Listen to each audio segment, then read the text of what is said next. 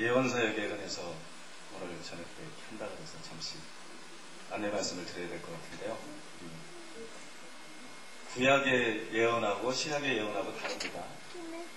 구약 때에는 성경이 완성되기 전이기 때문에 거짓 선지자가 아니면 예언이 굉장히 정확했어요. 만약에 구약 때 예언이 틀렸다, 그럼 무조건 거짓 선지자. 구약 때에는 다른 표준이 없었어요. 예언자들이 틀려버리면 성도들이 교정을 받을 수단이 없었기 때문에 하나님께서 선택된 선지자들에게 강력하게 교정하고 그 예언은 절대로 틀리지 않습니다. 거짓 선지자도 틀렸지만 참된 선지자는 안 틀렸어요. 근데 신약에는 다릅니다. 신약에도 선지자가 있는데요. 에베소서 4장 11절에 나온 것처럼 신약에도 사도가 있고 신약에도 선지자가 있는데, 그런데 여러분, 이 신약에는 선지자들에게 주어졌던 성령께서 신자들 안에 들어왔어요.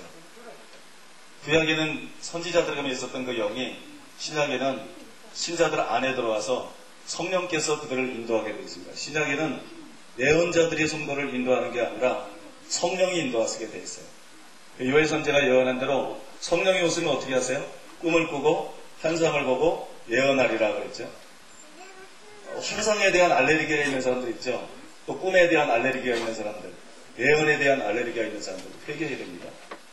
마지막 때 성령을 부어주면 성령이 오시면 꿈을 꾸게 돼 있어요. 그리고 성령이 오시면 환상을 보게 돼 있습니다. 그리고 성령이 오시면 예언하게 돼 있어요. 이거를 성령을 원하면 그것도 수용하셔야 돼요.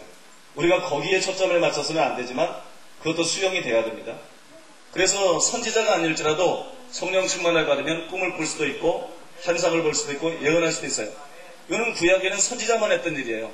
그래서 모세하고 미리암하고 문제가 생겼을 때 뭐라 그랬습니까? 너희 중에 선지자가 있으면 내가 꿈으로 그에게 알리기도 하고 이상으로 그와 말하기도 하거니와, 그렇게 말했죠. 구약에는 선지자만 이걸 할 수 있었는데 신약에는 선지자가 아니더라도 그 일을 할 수 있어요. 신약에는 모든 이게 제대로 나오는 건가요?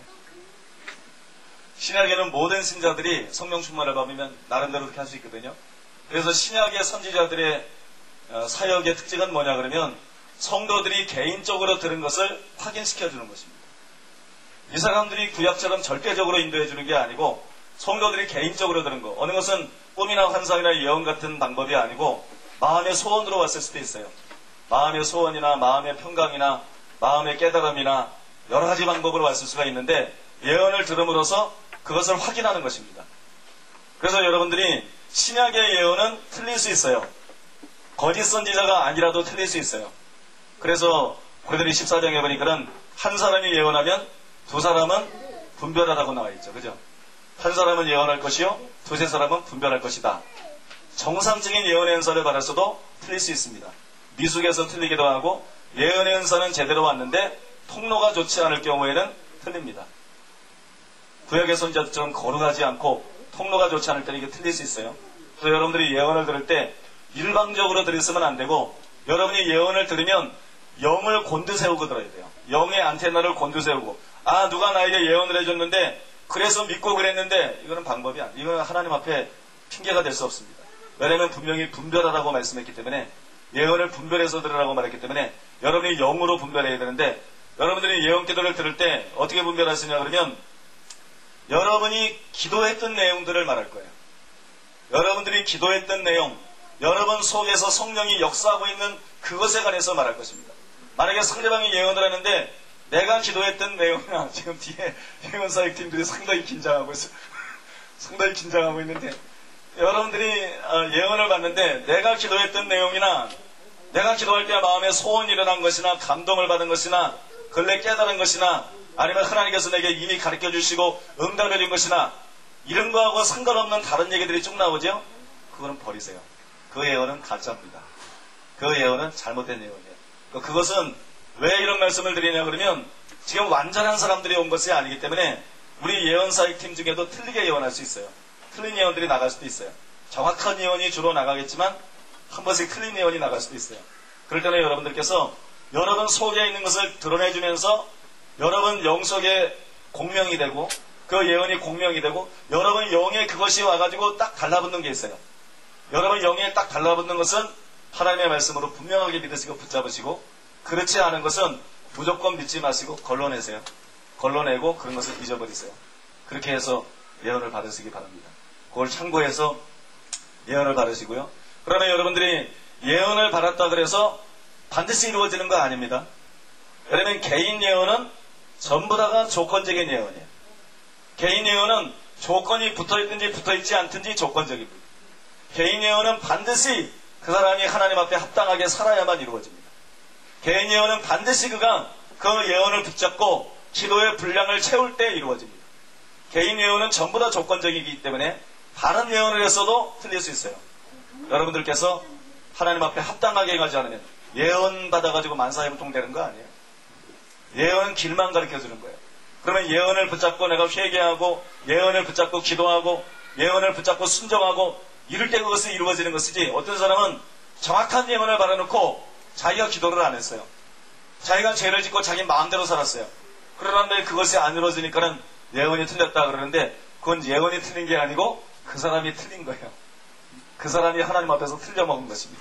그래서 여러분들께서 이런 거 잘 이렇게 이해하시고 그 다음에 예언을 받으시기를 바라겠습니다. 기도하겠습니다. 사랑이 많으신 우리 하신 아버지 하나님, 아버지 하나님의 사랑과 은혜를 생각할 때 감사드리고 찬송을 드립니다. 존경하는 선배 목사님이 목회하시는 귀한 교회, 이렇게 아버지께서 부족한 종이 과분한 부름을 받고 왔습니다. 사랑하는 예수님, 부족한 종이 여기 섰지만 제가 무엇을 할 수 있겠습니까? 주님, 주님이 이 자리에 오셔야 될 줄로 믿습니다. 주님, 이 자리에 이미 임재해 계신 줄로 믿습니다. 주님, 주님을 초청합니다. 주님, 주님을 의지합니다. 주님, 주님을 모셔드리기를 원합니다. 주님, 이 자리에 충만하게 임재하여 주시옵소서. 주님, 이 자리에 충만하게 임재하여 주시옵소서. 예수님, 이 자리에 충만하게 임재하여 주옵소서. 자비로우시고 거룩하신 주님, 주님의 겸손을 저의 속에 불어넣어 주시고, 주님의 온유를 불어넣어 주시고, 주님의 마음과 주님의 사랑을 불어넣어 주시옵소서. 예수님, 주님의 지혜가 넘쳐나게 주옵소서. 주님, 주님의 능력을 주시옵소서. 주님, 성령의 기름 부음이 이 시간에 흘러넘치게 주옵소서. 이 시간에 예배를 방해하고 이 시간에 말씀드리는 것을 방해는 흑암에서 원수마게 하시라고 예수 이름으로 묶임을 바를지어다. 예수 이름으로 결박을 바를지어다. 예수 이름으로 갈지어다. 예수 이름으로 갈지어다. 예수 이름으로 이전에서 갈지어다. 각 사람에게서 갈지어다. 주님, 주의 영을 부어 주시옵소서. 악한 영들이 떠나간 자리에 주의 영을 물부터 부어 주시옵소서. 주의 영이 충만히 이 자리에 임재하여 주시옵소서. 주의 영이 운행하여 주시옵소서. 부족한 자에게 기름 부어 주시고, 아버지의 말씀 전할 때의 말씀이 성령에 검되게 하셔서 우리의 영과 혼과 육을 찔러 쪼개는 말씀 되게 하시고, 이 시간에 아버지께서 영혼이 새로워지게 하시고, 이 시간에 마음의 상처들이 치유되게 하시고, 모든 어감이 깨어지게 하시고, 질병은 치유되게 하시고, 믿음이 자라는 시간 되게 하여 주시옵소서. 주님을 의지합니다. 이 자리에 계신 주님을 찬양합니다. 주님을 신뢰합니다. 주님 감사드립니다. 예수님의 이름으로 기도하옵나이다. 아멘. 소개해드린 대로 마가복음 9장 1절에서 13절에 있는 말씀을 가지고 엘리야와 만유의 회복 그리고 재림, 이런 제목으로 말씀을 전하도록 하겠습니다. 여러분들이 성경에 보면 믿음의 영웅들이 많이 나오죠. 믿음의 영웅들이 많이 나오는데 그 중에서 누구를 제일 좋아하는지 모르겠어요. 제가 고등학교 때 절친한 친구가 한 사람이 있었습니다. 둘 다 주의종이 되기를 원했는데 저는 주의종이 됐는데 그 친구는 지금 소식을 모르겠어요. 뭐가 됐는지 한번 궁금한데 같이 그때는 주의종이 되기를 원했는데 지금 뭐라고 했는지는 잘 모르겠어요. 그런데 그때 이 제 친구는 누구를 좋아했냐 그러면 모세를 좋아했습니다. 성경에서 모세를 특별히 좋아하고, 저는 성경에서 누굴 좋아했냐 그러면 엘리야를 특별히 좋아했어요. 엘리야가 저에게는 멋있어 보였어요. 뭐 수백만 명을 이끄는 거 보라도 그가 신비하잖아요. 어디서 있는지도 몰랐던 사람이 갑자기 베옷 입고 나타나가지고, 그 엘리야가 아무튼 저에게는 굉장히 호감이 가고 매력적이었어요. 그래서 나중에 엘리야 같이 됐으면 좋겠다. 엘리야가 나의 모델이다. 그러고 이제 신앙생활을 했었는데요. 지금 제가 벌써 시간이 많이 흘렀죠. 그때로부터 20몇 년이 지나갔는데 지금 제가 가만히 생각해 보니까 그것이 우연이 아니다. 그런 생각이 들어요. 거기에 어떤 예언적인 의미가 있었다. 제 개인적으로는 그렇게 생각을 하고 있습니다. 하나님께서 그와 같은 길로 나를 인도하고 있구나. 하나님께서 그와 같은 길로 저를 이끄시고 있다는 것을 제가 이제야 느끼게 됩니다. 성경에 보면 엘리야보다 천국에 가봐야 알아요. 제가 오늘 뒤에서 기도하는데도 천국에 가봐야 알겠더라고요. 사역을 보면 모세가 위대한 것 같고, 최후를 보면 엘리야가 위대한 것 같고, 최후를 보면 엘리야가 위대한 것 같고. 그러면 전하선상에서도 이 모세와 엘리야가 나타났죠. 모세와 엘리야가 나타났는데 저는 성경을 그렇게 많이 읽어서도 오늘 처음 봤어요. 4절에 보니까는 이에 엘리야가 모세와 함께 저희에게 나타나. 이에 엘리야가 모세와 함께 저에게 나타나. 누가 나타났다고요? 엘리야가 모세와 함께 나타났다. 베드로가 고백할 때는 하나는 모세를 위하여 하나는 엘리야를 위하여 하사이다 그랬는데 여기 보니까는 엘리야가 모세와 함께 나타났다. 모르죠. 천국에 가봐야 되죠. 그러나 아무튼 하나님의 말씀을 볼 때 모세가 더 큰 종일 가능성이 높을 것 같아요. 신명기 34장 10절에서 12절에 보면 그런 말씀 나오죠. 이후에는 모세와 같은 선지자가 이스라엘에 일어남이 없다. 이후에는 이스라엘에 모세 같은 선지자가 일어난 적이 없다. 그런 말씀을 볼 때 아마 모세가 더 큰 종일 가능성이 높을 것 같아요. 말이 왔다 갔다 하는데 모세가 더 큰 종일 가능성이 높을 것 같아요. 그런데 우리가 성경에 보면 하나님께서 마지막 때에 하나님의 사람을 보내는데요. 마지막 때 하나님의 사람을 보내는데 모세를 보낸다는 말이 없어요. 모세가 더 위대한 가능성이 많은데 모세를 보낸다는 말씀은 없고 엘리야를 보낸다는 말씀이 있어요. 그러면 하나님이 왜 모세를 보내지 않고 마지막 때 엘리야를 보내는가? 말라기 4장 5절에서 6절에 보면 보라 여호와의 크고 두려운 날에 이르기 전에 내가 선지 엘리야를 너희에게 보내리니. 내가 선지 엘리야를 너희에게 보내리니. 여러분 성경에 보면 모세를 보낸다는 예언은 없고 엘리야를 보낸다는 예언은 있습니다. 그러면 왜 하나님께서 마지막 때 모세가 아닌 엘리야를 보내는가? 모세라고 하는 사람은요, 애굽에서 노예된 이스라엘 백성들을 이끌어내가지고 율법으로 그들을 양육하고 가나안 땅으로 이끌었죠. 간단하게 말하면 모세는 무슨 일을 했냐 그러면 모세라고 하는 사람은 영혼을 구원하고 양육하는 일을 했습니다. 영혼을 구원하고 양육하는 일. 그러면 엘리야는 어떤 일을 했어요? 엘리야라고 하는 사람은 이제 이스라엘 백성들이 가나안 땅에 들어가서 나라를 성립했습니다. 나라를 이루었어요. 그 다음에 타락했어요. 나라를 이루었는데 타락했어요. 겉으로 보기에는 안정이 되었는데 타락했어요. 바알 숭배에 빠졌습니다. 아세라 숭배에 빠졌어요. 이와 같은 데 보냄을 바른 사람이 엘리야죠. 엘리야는 왜 보냄을 받았냐 그러면 이스라엘 백성들을 회복시키라고 보냄을 받았습니다. 여러분 여기서 의미를 찾아야 돼요. 왜 성경은 하나님께서 마지막 때 모세를 보낸다는 말이 없고 엘리야를 보낸다는 말이 있느냐? 여러분 마지막 때는 하나님이 보실 때 교회의 회복이 필요한 시기예요. 교회의 회복이 필요한 시기. 우리는 이 마지막 시대의 교회에 대해서 어떻게 평가할지 모르겠지만 하나님께서 보실 때에는 마지막 시대의 교회를 정상으로 보지 않습니다. 하나님께서 보실 때에는 이 마지막 시대의 교회가 회복이 필요하다고 보십니다. 그런데 회복시키는 일에는 엘리야가 적격입니다. 그래서 하나님께서 마지막 때 엘리야를 보내는 줄로 믿습니다. 마지막 때에는 엘리야의 사역이 필요합니다. 마지막 때에는 모세의 사역도 여전히 필요하겠지만 마지막 시대에 결정적으로 필요한 사역을 말하자 그러면 마지막 시대 때에는 엘리야의 사역이 필요한 줄로 믿습니다. 그래서인지 모르겠어요. 그래서인지 몰라도 몇 달 전부터 하나님께서 저에게 말씀하기 시작했는데요. 하나님께서 저에게 말씀할 때 엘리야에 관해서 계속 말씀했어요. 엘리야에 관한 메시지를 주시고 엘리야에 관한 계시들이 저에게 임했습니다. 이 계시가 몇 차례 저에게 임했는데 가장 특별한 계시는 2004년 3월 16일 날 기도할 때 임한 것 같아요. 2004년 3월 16일 날 기도할 때 엘리야에 대한 그런 계시들이 임했습니다. 저에게 세 차례 정도 엘리야에 관한 말씀이 임했는데 오늘은 그걸 좀 종합해가지고 엘리야에게 대해서 주님께서 저에게 말씀하신 부분들에 대해서 종합해서 이 마지막 때 지금 이미 일어나고 있고 또 앞으로 일어나게 될 엘리야의 사역에 관해서 그것이 예수님의 재림과 어떤 관계가 있고 교회들과 어떤 관계가 있는가, 이런 점들에 관해서 여러분들에게 말씀드리기를 원합니다. 첫 번째로 한번 따라해 보겠습니다. 엘리야가 이미 왔다. 그리고 오고 있다. 여러분, 오늘날도 엘리야가 있을까요?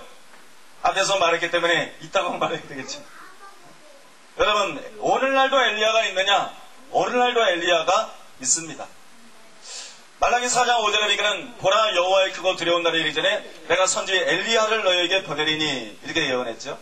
근데 이 예언이라고 하는 것은요, 이중 예언이에요. 요엘의 예언이 이중 예언입니다. 요엘의 성령 강림에 대한 예언이 이중 예언이에요. 베드로가 오순절날 이루어졌다 그랬죠. 그런데 오순절날은 16개국 사람들에게 성령이 임했습니다. 근데 요엘의 예언은요, 만민에게 부어주겠다. 16개국 사람이 아니고 내가 만민에게 부어주겠다. 요엘의 예언에는요, 피와 불과 용기 기둥도 나오는데 오순절날 그런 거는 없어요. 불은 좀 있을지 몰라도 그런 표적들은 없어요. 그래서 이 예언은 이중 예언이에요.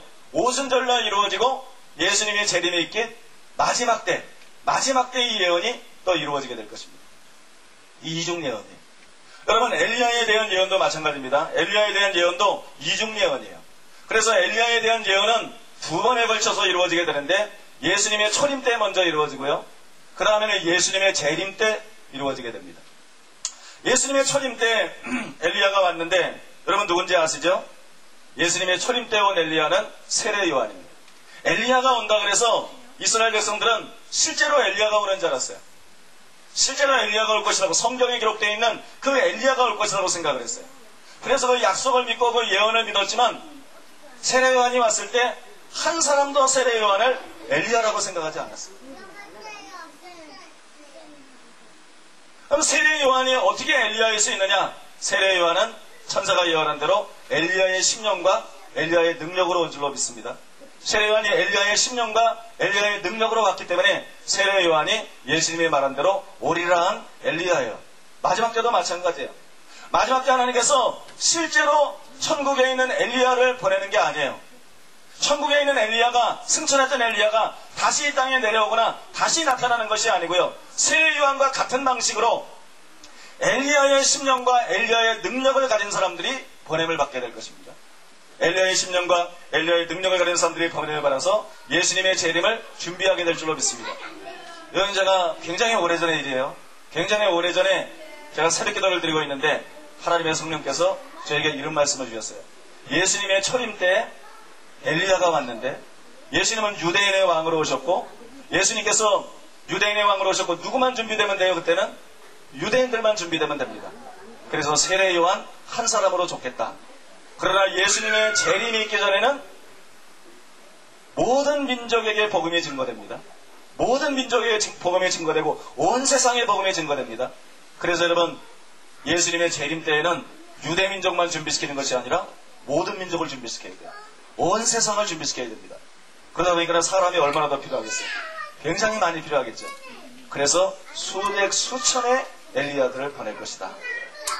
마지막 때는 어떤 이단들이 말하는 것처럼 박명호인가요? 누군가 옛날에 자기가 엘리야다 그러는데 어떤 이단이 말하는 것처럼 어떤 한 사람이 엘리야인 게 아니에요. 어떤 한 사람이 엘리야인 게 아니라 엘리야 한 사람이 보냄을 받는 것이 아니라 엘리야의 심령이 보냄을 받는 것입니다. 성령을 통해서. 엘리야의 심령이 보냄을 받고 엘리야의 능력이 보냄을 받는 것입니다. 성령을 통해서 많은 하나님의 종들 가운데 어떤 분들은 또 예수님의 재림을 준비하기 위해서 특별한 기름 부음들이 임합니다.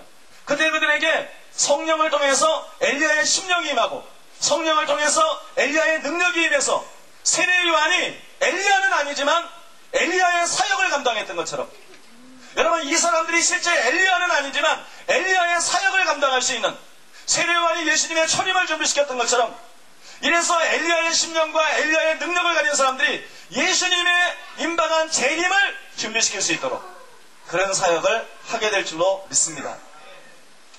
여러분, 미국에 가면 선지자 학교가 있어요.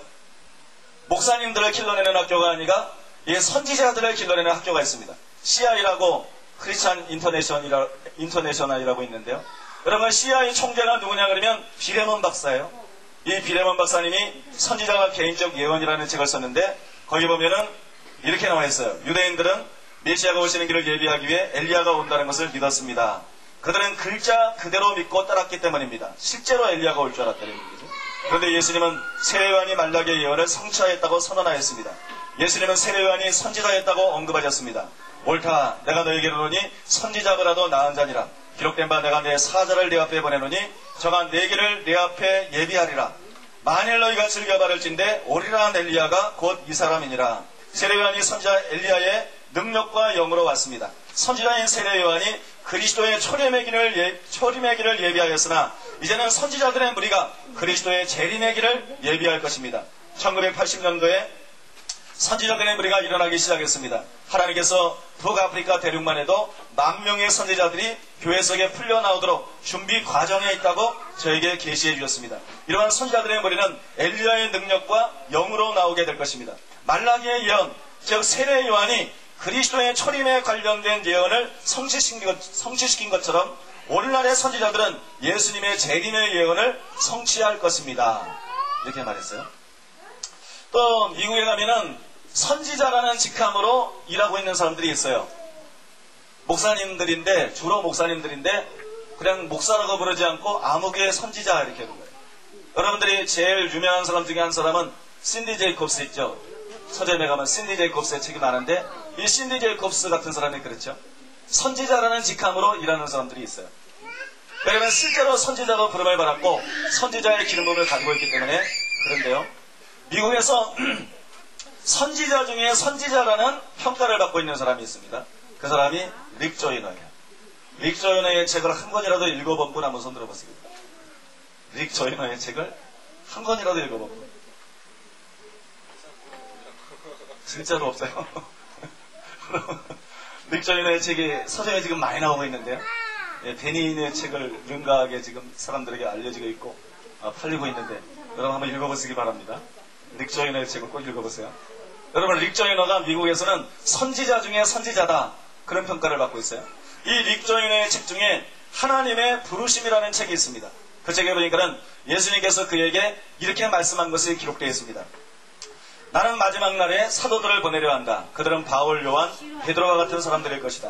나는 그들을 세우기 위하여 세례 요한과 같은 사람들을 많이 보내서 내게 헌신하도록 그들에게 가르치게 할 것이며 회개가 그들의 삶의 기초가 되게 할 것이다.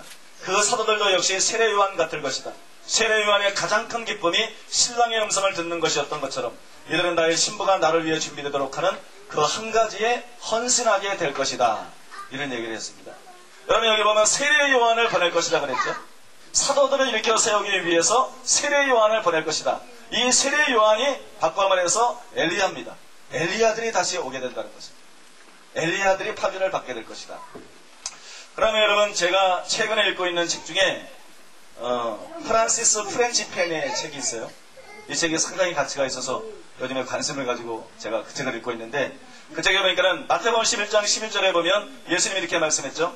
예수께서 너희에게 가라사대 엘리야가 과연 먼저 와서 모든 일을 회복하리라 그랬죠. 엘리야가 과연 먼저 와서 모든 일을 회복하리라.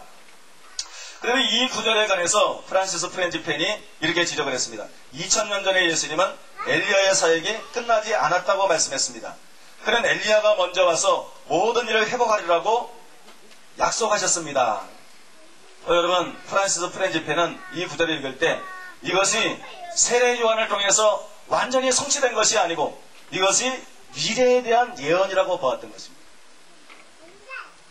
세례 요한을 통해서 부분적으로 성취되기는 했지만 이것이 아직 완전히 성취가 안 되고 이것이 미래에 대한 예언이다. 그렇게 봤어요. 여러분 예수님께서는 엘리야에 대해서 뭐라고 말했냐 그러면 그가 와서 모든 것을 회복하리라 그랬어요. 그가 와서 모든 것을 회복하리라. 근데 세례 요한이 와가지고 모든 것을 회복했습니까? 세례 요한이 와서 모든 것을 회복했습니까? 회복하지 못했습니까? 여러분 사도행전 3장 20절과 21절에 보면 또 주께서 너희를 위하여 예정하신 그리스도 곧 예수를 보내시리니 하나님의 영원 전부터 거룩한 선지자 입을 읊타가여 말씀하신 바 만유를 회복하실 때까지는 하늘이 마땅히 그를 받아두리라. 그런 말씀이 있어요. 만유가 회복되기 전까지 하늘이 예수님을 받아둡니다. 만유가 회복되기 전까지 예수님의 재림이 없어요. 먼저 만유의 회복이 이루어지고 난 다음에 그 다음에 예수님의 재림이 있게 되어 있습니다. 이거는 뭘 말하냐 그러면 세례요한이 와서 회복을 했어요. 그러나 완전히 모든 것을 다 회복한 건 아니에요. 그럼 회복하는 일을 시작한 것입니다. 그리고 자기 시대의 일정 부분을 회복했지만 회복이라고 하는 것은 세례요한의 때만 필요한 것이 아니고 매 시대마다 필요한 것입니다. 회복이라고 하는 것은 회복이 있기까지 하늘이 예수님을 바라든다. 바꿔 말해서 회복이라고 하는 것은 예수님의 재림 직전에 완전하게 이루어지는 것입니다. 예수님의 재림 직전에 완전하게 이루어지고 회복이 이루어져야만 예수님이 오게 되어 있어요. 그런데 세례요한의 사명, 엘리야의 사명이 뭐라고요? 엘리야가 와서 모든 것을 회복하리라. 그런데 회복할 때까지 하늘이 예수님을 바라든다. 예수님이 회복이 있기 전까지는 재림하실 수가 없다. 이건 뭘 말하는 거예요? 마지막 때 엘리야들이 옵니다. 믿습니까? 엘리야의 영을 가진 사람들, 엘리야의 능력을 가진 사람들이 만유를 회복시키기 위해서 오는 줄로 믿습니다. 이것은 회복을 위해서 오는 것입니다. 단순히 성장이나 단순히 부흥을 위해서 오는 것이 아니고 회복을 위해서 하나님께로부터 보냄받는 사람들이 생겨날 줄로 믿습니다. 말라기 선지자가 예언하기를 이런 예언을 했죠. 보라, 여호와의 크고 두려운 날이 이르기 전에 내가 선지 엘리야를 너희에게 보내리니. 말라기가 뭐라고 하냐면 내가 여호와의 크고 두려운 날이 이르기 전에 선지 엘리야를 너희에게 보낼 것이다. 근데 이 구절에 관해서 프랜시스 프렌지펜이 이런 지적을 했어요. 엘리야는 여호와의 큰 날에 왔다. 그리고 엘리야는 여호와의 두려운 날에 오게 될 것이다. 이게 무슨 말이에요? 예수님의 초림의 날은요, 하나님의 큰 날입니다. 예수님의 초림의 날은 하나님의 큰 날이지만 두려운 날은 아니죠. 아기 예수님이 태어나는데 뭐가 두려워요? 우리를 구원하기 위해서 예수님이 오셨는데 뭐가 두렵습니까? 예수님의 초림의 날은 분명히 중요한 날이고 분명히 그 인류의 역사를 AD와 BC로 나눌 정도로 분명히 중요한 날이고 이 날은 큰 날이에요. 그날 누가 온다고요? 엘리야가 온다. 그 세례요한이 보냄을 받았어요. 그런데 성경의 예언을 보려면 이 이중 예언이에요. 성경의 예언을 보려면 엘리야가 단순히 큰 날에 보냄을 받는 것이 아니고 크고 두려운 날에 보냄을 받는 줄로 믿습니다. 엘리야는 큰 날에 올 뿐만 아니라 엘리야는 두려운 날이 오기 전에 다시 올 것입니다. 그 두려운 날이 뭐예요? 예수님이 재림하시는 날입니다. 예수님이 재림할 때는 심판주로 재림하는 거예요. 그죠? 준비된 자에게는 구원이지만 준비되지 않은 자에게는 멸망이요 심판입니다. 이래서 여러분 두려운 날이 오고 있는데 두려운 날이 오기 전에 엘리야가 올 것이다. 제가 요즘에 기도를 할 때 묵상 기도를 계속했더니 목소리가 고등학교 때 하도 악을 쓰고 기도를 해가지고요. 악을 써줘야만 이 목소리가 제대로 풀려요. 근데 요새 묵상 기도를 주로 했더니 목소리가 갈라지고 제가 오기 전에 워밍업을 하느라고 낮 설교할 때 보니까 목소리가 이래가지고 누가 병원에 입원하고 성도님들 기도할 때 일부러 큰 소리로 막 기도를 하고 그랬는데도 이게 목이 안 죄송합니다. 좀 신경은 쓰이겠지만 여러분 목소리에 신경 쓰지 말고 내용에 은혜 받으시기 바랍니다. 내용에 여러분들이 집중하시고 은혜 받으시기를 바라겠습니다. 엘리야는 여호와의 크고 두려운 날이 오기 전에 권함을 받는데요. 큰 날이라는 것은 예수님의 초림의 날을 말하고 또 두려운 날이라는 것은 예수님의 재림의 날을 말하는데 여러분 우리는 예수님의 재림의 날이 언제인지 모르죠. 그걸 아무도 알 수가 없어요. 알 이유도 없어요. 궁금할 이유도 없어요. 깨어있으면 되는 것이지 그날을 궁금해할 필요는 없습니다. 깨어있는 것이 목적이지 그날을 아는 것이 우리랑 무슨 상관이 있어요? 항상 깨어있는 것이 중요한 줄로 믿습니다. 그런데 한 가지 확실한 거는요. 예수님의 재림이 멀지 않았다는 것입니다. 예수님의 재림이 멀지 않았다. 지금은 정말 마지막 때예요. 정말 마지막 때입니다. 정말로 마지막 때예요. 저희 교회에서 입신을 해서 천국에 가가지고 예수님을 만나서 오고 이런 이제 간증들을 들어보게 되면 예수님께서 누누이 하시는 말씀이 뭐냐거든요. 이제는 정말 마지막이 된다. 이제는 내가 정말 갈 때가 되었다. 이제는 때가 정말 다 되었다. 그런데 누가 모르고 있냐면 교회가 모르고 있다. 교회가 모르고 있다. 시한부 종말론이 한번 시집어 놓고 나서 그 전에는 전부 예수님의 재림에 대해서 관심을 가졌는데요. 이장님씨가 나타나서 한번 시집어 놓고 난 다음에는 지금부터는 예수님의 재림에 대해서 그때보다 예수님의 재림이 훨씬 임방했는데 아무도 관심 갖는 사람이 없어요. 예수님의 재림이 정말로 임재한 줄로 믿습니다. 그래서 여러분 기억할 것은 엘리야들이 이미 와 있어요. 엘리야들이 이미 와 있어요. 우리나라에도 엘리야들이 와 있고 세계적으로 여기저기 보게 되면 엘리야들이 와 있어요. 엘리야들이 이미 와 있고요. 그러라면 앞으로 더 많은 엘리야들이 올 것입니다. 더 많은 엘리야들이 올 것이에요. 여러분들이 이것을 알아야 됩니다. 두 번째로 한번 따라해보겠습니다. 엘리야의 사명은 만유를 회복시키는 것이다. 중보기도자들은 목소리를 위해서 좀 기도해 주세요. 이게 설교자는 목소리가 취약인데 목이 참 안 나와. 엘리야의 사명은 만유를 회복시키는 것이다. 우리가 여러분 엘리야의 사역의 성격을 이해해야 될 줄로 믿습니다. 엘리야의 사역은 회복시키는 것이에요.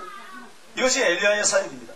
하나님께서 마지막 시대 때 왜 엘리야를 보내느냐? 회복이 필요하기 때문이에요. 여러분 이대로는 안 됩니다. 이대로는 안 돼요. 한국교회도 이대로는 안 돼요. 회복이 필요합니다. 회복이 필요한데 중요한 건 뭐예요? 라우디가 교회 같아요. 라우디가 교회가 부여해서 부족한 것이 없다. 요즘에는 여러분 어떤 시대예요? 돈만 있으면 최고예요. 옛날에는 안 그랬죠. 옛날에는 안 그랬어요. 근데 요즘에는 진짜로 돈만 있으면 최고예요. 요즘에는 돈만 있으면 대우받고, 그죠? 돈만 있으면 큰 소리 치고. 이제는 귀족이 없어요. 근데 지금도 귀족이 있어요. 돈 많으면 귀족이에요. 돈 많으면 귀족이에요. 그렇지 않습니까? 돈만 있으면 목에 힘줄 수 있는 그런 시대가 됐어요. 근데 여러분 이게 영계에도 흘러들어가고 그랬어요. 이게 영계에도 흘러들어가가지고 교인들 머리수가 많으면 그게 더 헌금이잖아요. 그러니까 교인 수가 많으면 최고고 교회를 또 크게 잘 지어놨으면 최고고 헌금이 많이 나오면 최고고 있습니까? 최고의 시설을 갖춰놓으면 최고고 이렇게 돼버렸어요. 점점 그렇게 흘러가요. 그러면서 부족함을 느끼지 않습니다. 그래서 부족함을 느끼지 않아요.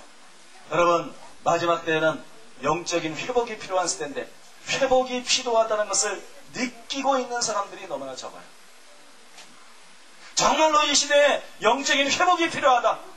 정말 이대로는 안 된다. 이대로는 예수님을 맞이할 수가 없다. 이대로 예수님이 오면 멸망밖에는 없다. 정말로 여러분 지금은 회복이 필요한 시대인데 이 회복의 필요성을 느끼고 있는 교회들이 너무나 적습니다.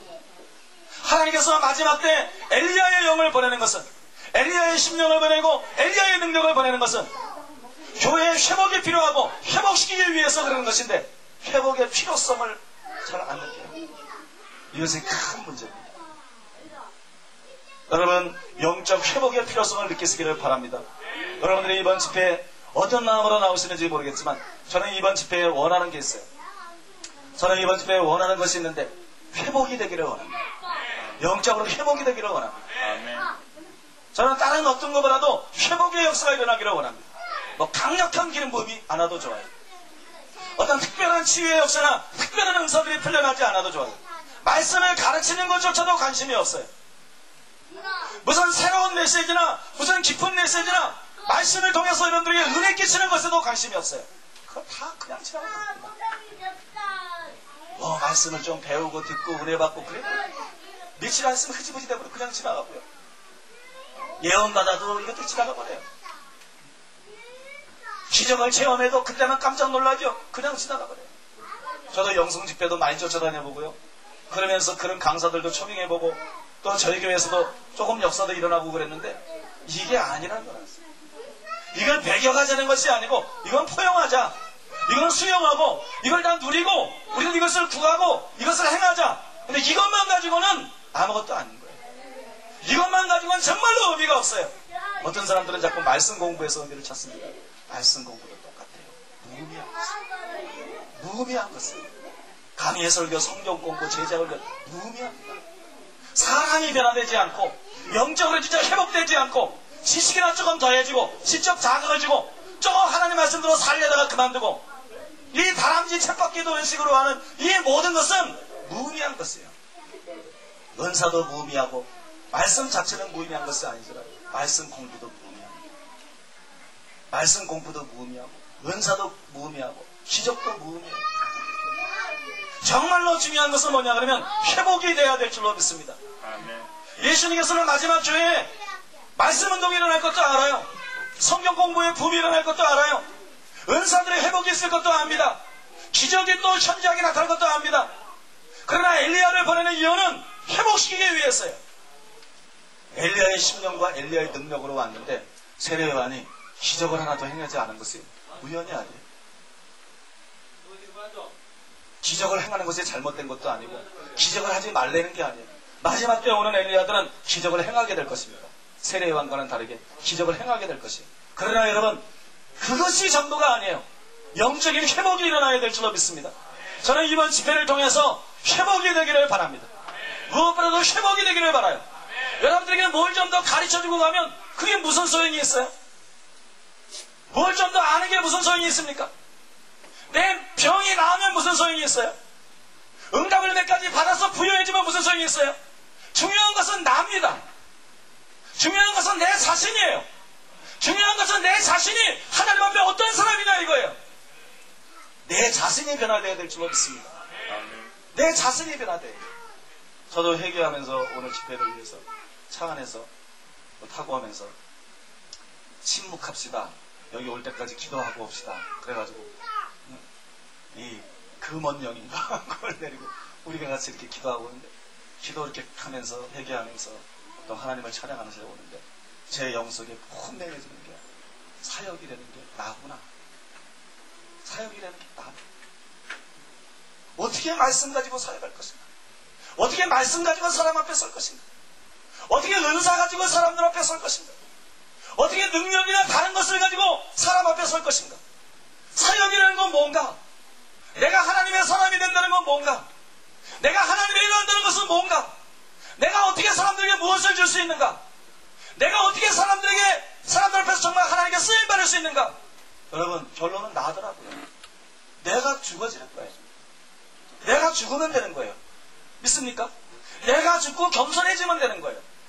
내가 죽고 거룩해지면 되는 거예요. 내가 죽고 사랑이 충만해지면 되는 거예요. 내가 나를 버리고 예수님으로 채우면 그때 진짜 사역이 있는 것이죠. 말씀의 내용이 사역을 결정하는 게 아니에요. 은사의 가지수나 기적이 사역을 결정짓는 게 아니에요. 믿습니까? 여러분, 사역도 마찬가지고요. 신앙생활도 마찬가지예요. 신앙생활은 성경 공부가 아닙니다. 신앙생활은 대학생활이 아니에요. 신앙생활은 여러분들이 성경을 배우고 더 많이 알게 되는 게 아니에요. 무슨 은사를 더 많이 얻고 더 체험을 많이 하게 되는 게 아니에요. 신앙생활은요, 교회 봉사나 활동에 열심히 더 참여하게 되는 것도 아니에요. 이거는 다 지역적으로 나타나는 거죠. 이게 본질이 아니에요. 신앙생활은 뭐냐 그러면 여러분 자신이에요.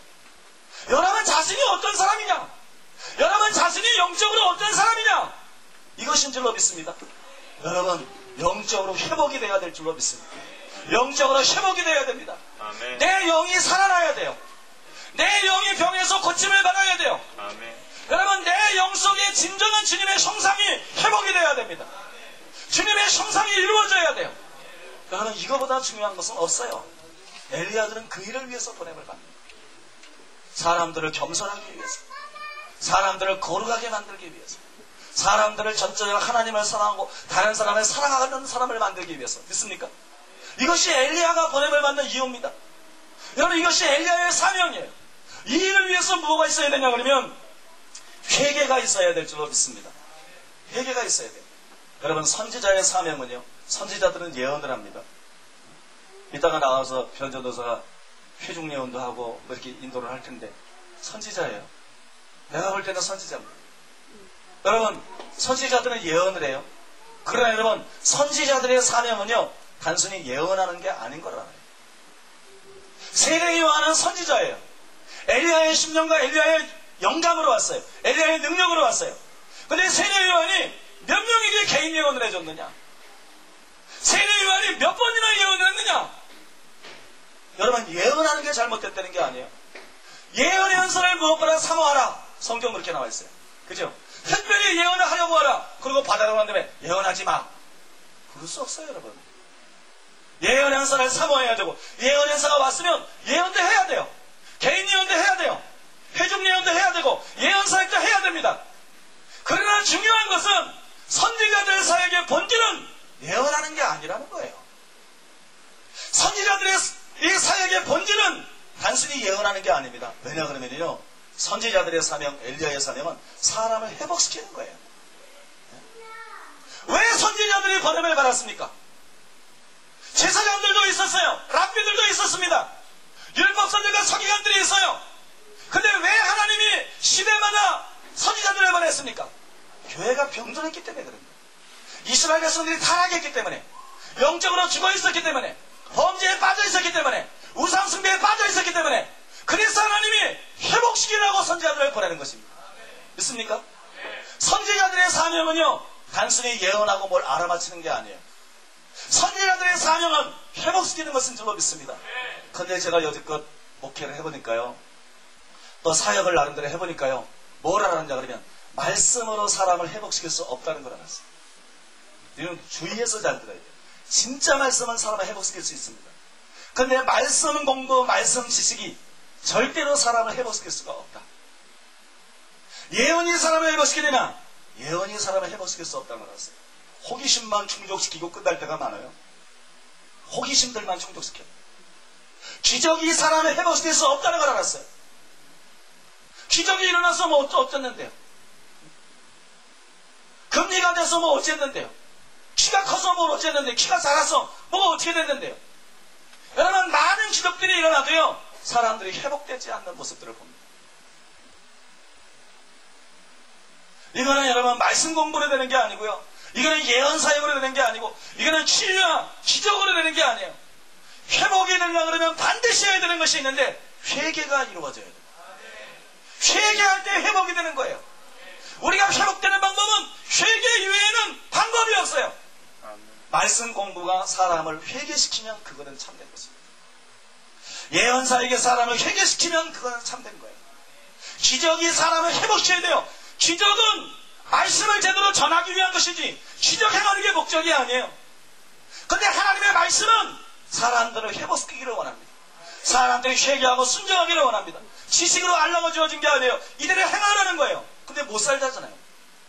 잘못 살아갔잖아요. 그러면 회개가 일어나요. 믿습니까? 어떤 사역이든지 회개의 초점이 맞춰지지 않으면 이것은 과일나무에 과일이 생겼는데요, 중간에 병들어서 떨어지는 거하고 똑같은 사역이에요. 말씀을 가르치면서 우리는 강해설교만 하니까, 우리는 성경 공부만 하니까, 우리는 큐티를 하고, 참만해요. 가짜입니다. 사람을 회개시키지 못하는 말씀 공부는요, 인간의 교만을 충족시키는 어리석은 것이에요. 인간의 허영심을 충족시키는 어리석은 것이에요. 여러분, 말씀 공부가 사람을 살리는 게 아니에요. 은사운동이 사람을 살리는 게 아니에요. 예언이나 기름부음 사역이나 표적이나 그 어떤 것도 마찬가지입니다. 우리에게 주어진 달란트대로 어떤 사람은 말씀을 전할 거예요. 어떤 사람은 예언을 하고, 어떤 사람은 기적을 할 것입니다. 그러나 가장 중요한 것은 사람을 회개시키는 데 초점이 맞춰져 있지 않으면 그 사역은 가짜가 된다는 것을 알아야 돼요. 진짜 말씀을 전하고도 가짜가 되고, 진짜 예언을 하고도 가짜가 되고, 진짜 기적을 행하고도 가짜가 된다는 것을 알아야 됩니다. 왜냐하면 사람은 회개할 때 회복이 되는 거예요. 회복이라는 게 뭔데요? 회복이라는 것은요, 죄의 병에 걸렸어요. 영적인 건강을 잃어버렸어요. 그래서 하나님 말씀으로 도저히 살 수가 없어요. 영적인 것을 회복시키는 것입니다. 바꿔 말해서 예수님의 형상이 내 속에 이루어지게 만드는 거예요. 예수님의 형상이 내 속에 이루어지게 만드는 거예요. 여러분, 정말로 신앙생활을 해보면요, 정말로 신앙생활을 해보면 은사는 받아야 되지만 정말로 은사가 전부는 아닙니다. 말씀은 알아야 되지만 정말로 말씀이 전부는 아니에요. 우리가 불행하거나 우리가 무기력하거나 우리가 영향력이 없는 것은 단 한 가지 이유 때문에 그래요. 겸손하지 않았습니다. 거룩하지 않아서 그렇습니다. 우리 속에 주님 마음이 오고 우리 속에 주님의 사랑이 없어서 그래요. 여러분, 가장 중요한 것은 이것인 줄로 믿습니다. 이것이 이루어져야 돼요. 여러분, 첫 번째 엘리야를 보세요. 첫 번째 엘리야는 이스라엘 백성들이 하나님의 백성이라 그러면서도 말만 하는 백성이죠. 다 바알과 아세라에게 있어요. 그래가지고 바알에게 무릎을 꿇지 않은 자 7,000명을 남겨두었다. 7,000명은 많은 게 아니에요. 한 민족에서 7,000명이 남아있었던 것입니다. 엘리야는 왜 7,000명이 남아있었는데 자기 혼자 있는 걸 안 하느냐? 여러분의 교육자들도 자기 혼자인 줄 압니다. 7,000명이 한 교회를 이루고 있었던 것이 아니라 민족에 퍼져 있었던 것이에요. 이스라엘의 민족의 전체 통틀어서 7,000명이 남았습니다. 이거는 여러분 소수입니다. 내 주변에는 다 바르게 무릎을 꿇은 사람만 보이지, 엘리야가 볼 때 말이에요. 내 주변에는 다 바르게 무릎을 꿇은 사람만 보이지 그 7,000명을 볼 수가 없어요. 그래서 선지자 엘리야가 자기 혼자 남은 줄 알았어요. 믿습니까? 이런 시대 때 엘리야가 보냄을 받았어요. 바알이 하나님은 바알을 섬기고 여호와가 하나님은 여호와를 섬겨라. 그리고 여러분 이 사람들을 회개시키고 돌이킨 줄로 믿습니다. 그러나 여러분 세례요한이 왔어요. 세례요한이 왔을 때도 상태가 마찬가지입니다.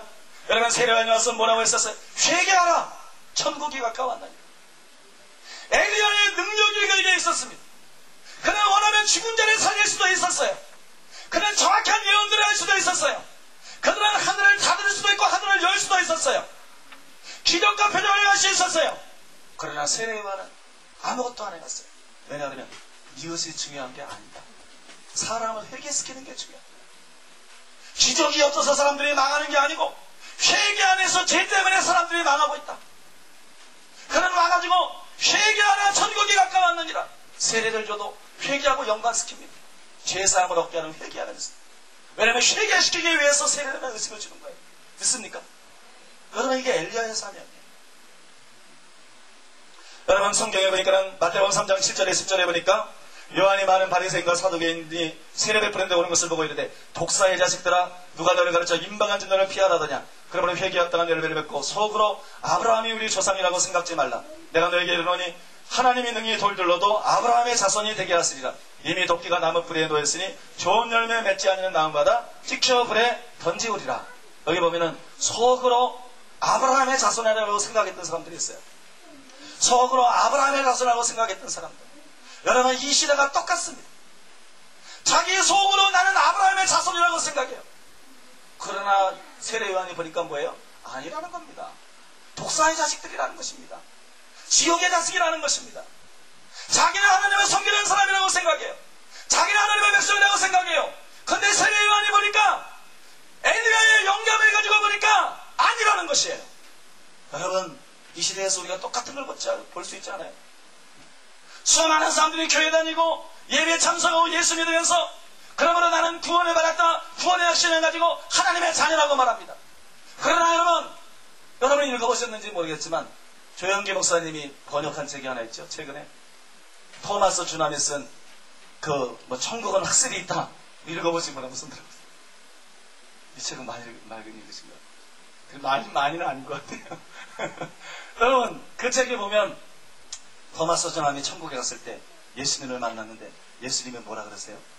예수님이 뭐라 그러냐면 교회들 중에 20%만이 나를 추구하고 교회들 중에 20%만이 나를 추구하고 있고 나머지 교회들은 사람들의 생각에 휩쓸리고 재정 수입을 올리는 일에만 혈안이 이게 예수님이 보는 현대 교회의 모습입니다.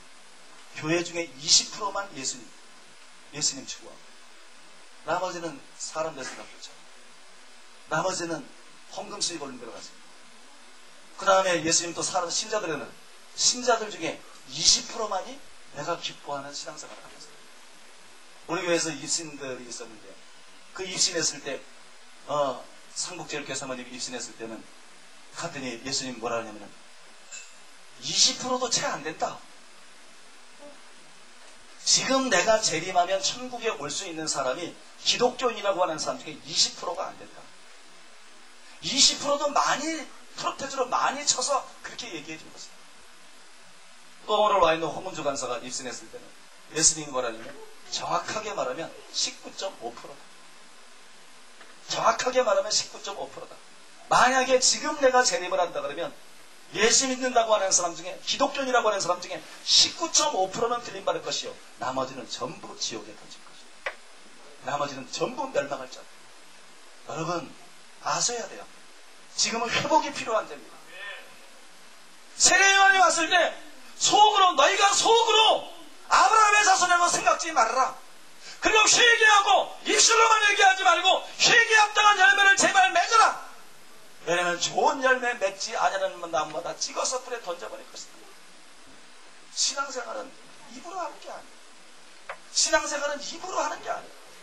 이 백성이 입술로는 나를 가까이 하라. 그 마음은 내게서 멀도다. 사랑하는 여러분, 세례 요한이 왔을 때 그랬던 것처럼요. 지금 이 시대도 마찬가지예요. 지금 이 시대도 마찬가지입니다. 믿음과 양심이 같이 갑니다. 그래서 바울이 그랬잖아요. 믿음과 착한 양심을 가지라. 어떤 사람이 그 양심을 버렸고 그 믿음에 관하여 있는 파선하였느니라. 여러분, 믿음에는요 반드시 양심이 있어야 돼요. 믿습니까? 양심이 없는 믿음은 그거는 마귀의 믿음이지, 양심이 없는 믿음은 그건 가짜 믿음이에요. 믿음하고 양심은 같이 가게 돼 있어요. 그런데 얼마나 교회들이 양심이 없는지 아세요? 얼마나 양심이 없는지 아세요? 우리 목회자들이 성도 수 자꾸 뻥튀기로 말하고 그런 사람도 굉장히 많아요. 가보면 숫자가 달고 이런 사람도 굉장히 많습니다. 한국 기독교인의 수가 1200만이라고 보고가 되는데, 나는 그런 말을 하면서 기도하는 사람만 봐도 이렇게 반항감이 느껴져요. 그 사람이다. 그런 이 통계를 사용해서 기도하는 사람만 봐도 그 사람이 다시 보여요. 정직해지자. 한국에 1200만의 기독교인이 어딨나? 많아야 700만, 800만. 많아야 700만, 800만이. 한국에 1200만의 기독교인이 어딨나? 여러분, 저희도 교회를 조그맣게 지었는데요. 하나님은 대로. 교회를 조그맣게 지었는데, 이 교회를 짓는 사람들이 누구예요? 장로님들, 안수 집사님들, 이런 사람들에서 골라서 이 사람은 그래도 믿을 수 있다 그래서 합니다. 거짓말쟁이들이에요. 이 사람들이 교회를 짓는 걸 상대로 손바닥 뜯듯이 말이 달라지고 거짓말을 한다 그러면요, 이 사람들이 사회에 나가서 할 때는 어떻게 하겠어요? 여러분, 실제로 교회에 나와서 이렇게 예배 드릴 때에는 다 멀쩡해 보이는데, 이 교회를 떠나서 만나보니까요, 예수 믿는 사람들이 얼마나 거짓말쟁이들이 많은지. 거짓말을 하는 자는 불과 영으로 타는 것에 참나리니 이것이 둘째 사망이라. 계시록 21장 8절에 나왔는데, 얼마나 거짓말을 하는 사람들이 많은지, 얼마나 양심이 없는 사람들이 많은지, 얼마나 부패하고 타락한 사람이 많은지 말할 수가 없어요. 마지막 때 엘리야가 보냄을 받는데, 여러분, 정확한 예언을 하도록 단순히 보냄을 받는 것이 아니고, 놀라운 표적이나 기사와 이적을 행하도록 보냄을 받는 것이 아니고, 회개시키도록 보냄을 받는 줄로 믿습니다. 회개시키도록. 여러분, 정말로 광야에 외치는 자의 소리가 되어야 돼요. 회개하라, 천국이 가까웠느니라. 회개하라, 천국이 가까웠느니라. 여러분, 회개가 필요한 줄로 믿습니다. 목사님이 제 설교가 굉장히 길다 그러시더라고요. 근데 그게 맞아요. 저는 설교가 무지하게 긴 사람이거든요. 그래가지고 좀 지금 열심히 자르고 있어요. 열심히 자르면서. 근데 설교를 꼭 길게 할 필요는 사실 없더라고요. 전해야 되는 메시지만 확 전하면 되는 것이지. 그 다음에 예언사역이 있기 때문에 제가 좀 줄여서 그렇게 하도록 하겠어요. 여러분, 마지막 세 번째 따라해보겠습니다. 엘리야의 메시지에 어떻게 반응하냐가 사화를 좌우한다. 믿습니까? 여러분, 그 릭조이너가 쓴 빛과 어둠의 영적 전쟁이라는 책이 있는데요. 그 읽어본 분은 아시겠지만 뒤에 보면 안젤로에 대한 얘기가 나와요. 오늘은 난네베 때에도 안젤로에 대한 얘기를 했어요. 우리 성도들이 그 책을 저희는 책을 이렇게 많이 읽으라고 제가 좋은 거를 많이 권하기 때문에 성도들이 제가 중요하다고 하는 책들은 다 가지고 있어요. 그러니까 몇십 권씩은 다 가지고 있어요. 몇십 권씩은 다 가지고 있고, 중요하다는 책은 몇십 권씩은 다 읽어요. 다 읽고 있는데, 그 책에 다 알죠. 다 아는 내용인데 또 얘기했어요. 왜냐면 그 메시지를 통해서 꼭 해야 될 얘기가 있기 때문에 다 아는 얘기인데도 또 얘기했어요. 여러분, 거기에 보면 안젤로라는 거린에 대한 감동적인 얘기가 나오는데요. 여러분, 집회 가운데 제가 그 거린에 대한 얘기를 여러분들에게 한번 소개할 기회가 있을지 모르겠습니다. 오늘 난네베 때 한 설교가 여기 와서 하려는 설교는 아닌데 아주 단순한 설교인데 어쩌면 이 설교를 해야 될지도 모르겠다. 다른 설교를 포기하고라도 이 설교를 해야 될지도 모르겠다. 그래서 원고를 가지고 왔거든요. 그래서 그거를 만약에 하게 되면 안젤로에 대해서 여러분들이 더 자세히 알게 될 텐데, 아무튼 어떤 실존했던 거지에 대한 얘기예요. 이 땅에 살았던, 실제로 실존했던 거지인데, 우리랑 같은 시대에 살았던 거지인데, 지금은 사도 바울하고 같은 레벨에 있어요. 천국에 가서. 사도 바울하고 사도 바울이 천국의 가장 높은 곳에, 그 보좌들이 있는 곳에, 천국에서 가장 큰 자들이 앉아있는 곳에, 이 안젤로라는 거지도 같이 앉아있어요. 이 거지는 지금 죽었죠. 우리랑 같은 시대를 살던 거지예요. 그런데 그 안젤로에 대해서 예수님께서 여러 가지를 말씀하고 난 다음에 이렇게 말씀한 내용이 그 책에 보면 나와 있어요. 그런 내 백성들에게 줄 것이 많았으나 그들이 그에게 가까이 가려고 하지 않았다. 나의 선지자들조차도 그를 기피했다. 그런 성경책과 2억 원의 책을 사서 읽고 또 읽으면서 믿음을 키웠다. 그런 교회에 가려고 시도하였으나 그를 받아주는 교회를 발견할 수 없었다.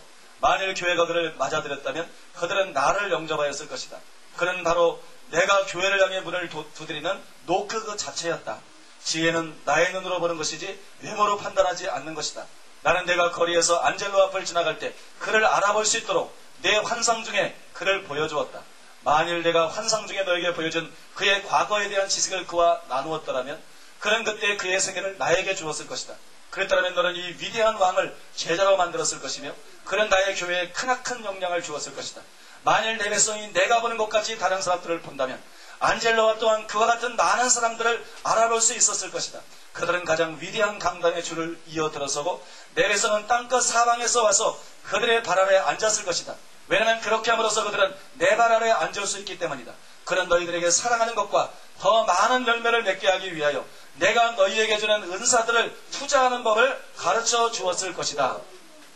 앞에 내용을 모르니까 이 얘기를 들어도 뭔 얘기인지 잘 모르실 거예요. 근데 여러분 제가 이 얘기를 왜 소개하느냐 그러면요, 교회는 매 시대마다 하나님의 사람들을 보는데 실패해왔습니다. 교회는 매 시대마다 하나님의 사람들을 알아보는데 실패해왔어요.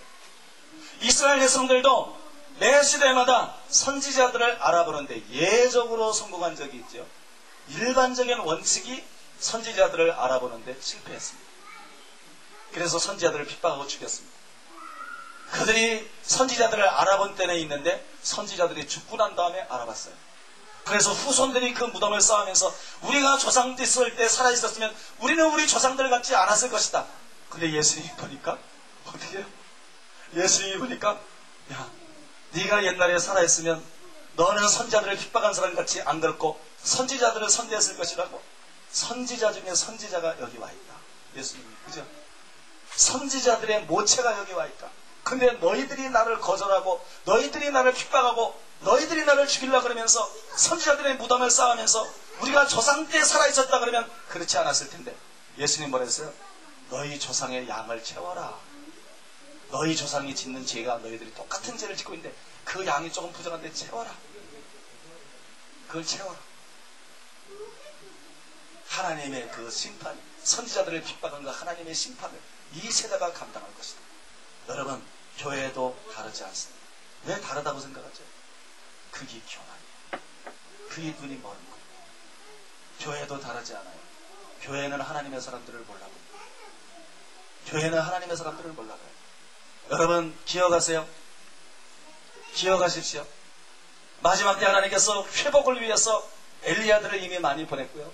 앞으로 더 많은 엘리야들을 보낼 것입니다. 교회가 대부분 그들을 죽일 것입니다. 교회가 죽일 것입니다. 교회가 대부분 그들을 거절할 것입니다. 교회가 대부분 그들을 알아보지 못할 것입니다. 이런 얘기가 상당히 극단적으로 들릴 수 있어요. 그러나 사실입니다. 이거는 역사가 증명하는 것입니다.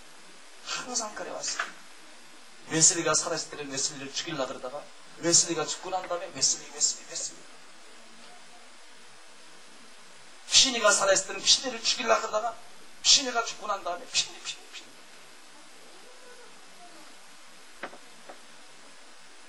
제가 이 이야기를 왜 하는지 아세요? 하나님께서 교회의 회복을 위해서 이 시대에 많은 엘리야들을 보낼 것입니다. 우리나라뿐만 아니라 전 세계적으로 많은 엘리야들이 일어날 것입니다. 그런데 여러분, 교회는 그것을 알아보지 못할 것입니다. 모든 교회는 아니지만 상당수의 교회가 엘리야들을 광신자 취급할 것입니다. 엘리야들을 신비주의자 취급할 것입니다. 엘리야들을 이단자 취급할 것입니다. 그들을 인정하지 않을 것입니다. 그들의 메시지를 듣지 않을 것입니다. 그리고 그들에게 이단이라는 올가미를 씌울 것입니다. 그리고 그들을 배척하고 그들을 핍박할 것입니다. 이것은 여러분들이 이 메시지를 듣고 회개하면 여러분은 달라질 수 있어도요, 교회 전체 흐름을 바꿀 수는 없습니다. 교회 전체 흐름은 그렇게 가게 되어 있습니다. 왜냐하면 그것이 인간의 본성이에요. 내가 이 문제를 더 깊이 다룰 것이에요. 이거는 지적 문제가 아니에요. 이거는 영분별의 문제가 아닙니다. 이거는 지적 문제가 아니에요. 이거는 영분별의 문제가 아니에요. 이거를 지금 제가 여러분들에게 다 설명할 시간은 없기 때문에 아마 내일 새벽 예배 설교를 여러분들이 들으면 왜 그런 일이 일어나는지를 여러분들이 이해할 수 있을 것입니다. 그리고 왜 그런 일이 일어날 수밖에 없는지를 이해할 수 있을 것입니다. 내일 새벽 예배를 설교를 드립니다. 그건 내일 새벽 예배 때 오지 마세요. 내일 새벽 예배 때 오지 마시고 내일 새벽 예배 때 꼭 오시기 바랍니다. 내일 새벽 예배 때 꼭 오세요. 모르겠어요. 주님이 역사하시면 주님이 어떻게 역사할지 모르지만 모든 설교들이 중요한 설교라고 판단해서 제 나름대로 뽑아왔지만 어떤 의미에서는 내일 새벽 예배 설교가 가장 중요할지도 모릅니다. 어떤 의미에서는 내일 새벽 예배 설교가 가장 중요할지도 모릅니다. 내일 새벽 예배 설교 제목이 우연은 없다. 우연은 없다. 여러분, 우연히 지금 교회가 이렇게 되고 있는 게 아니에요. 우연히 구약의 백성, 이스라엘 백성들이 선지자들을 핍박한 게 아니에요. 우연히 교회들이 냈을 때마다 같은 행태를 취해왔던 게 아니에요. 우연히 마지막 때 하나님이 보내는 엘리야들을 교회들이 알아보지 못하거나 그들을 핍박하게 되는 것이 아닙니다. 거기는 이유가 있어요. 거기는 이유가 있는데 그거는 내일 새벽에 말씀을 드리겠어요. 내일 새벽에 말씀을 드리면 여러분들이 꼭 이거다 내가 이렇게 말하지 않을지도 몰라요. 말씀을 잘 듣다 보면 이해가 갈 것입니다.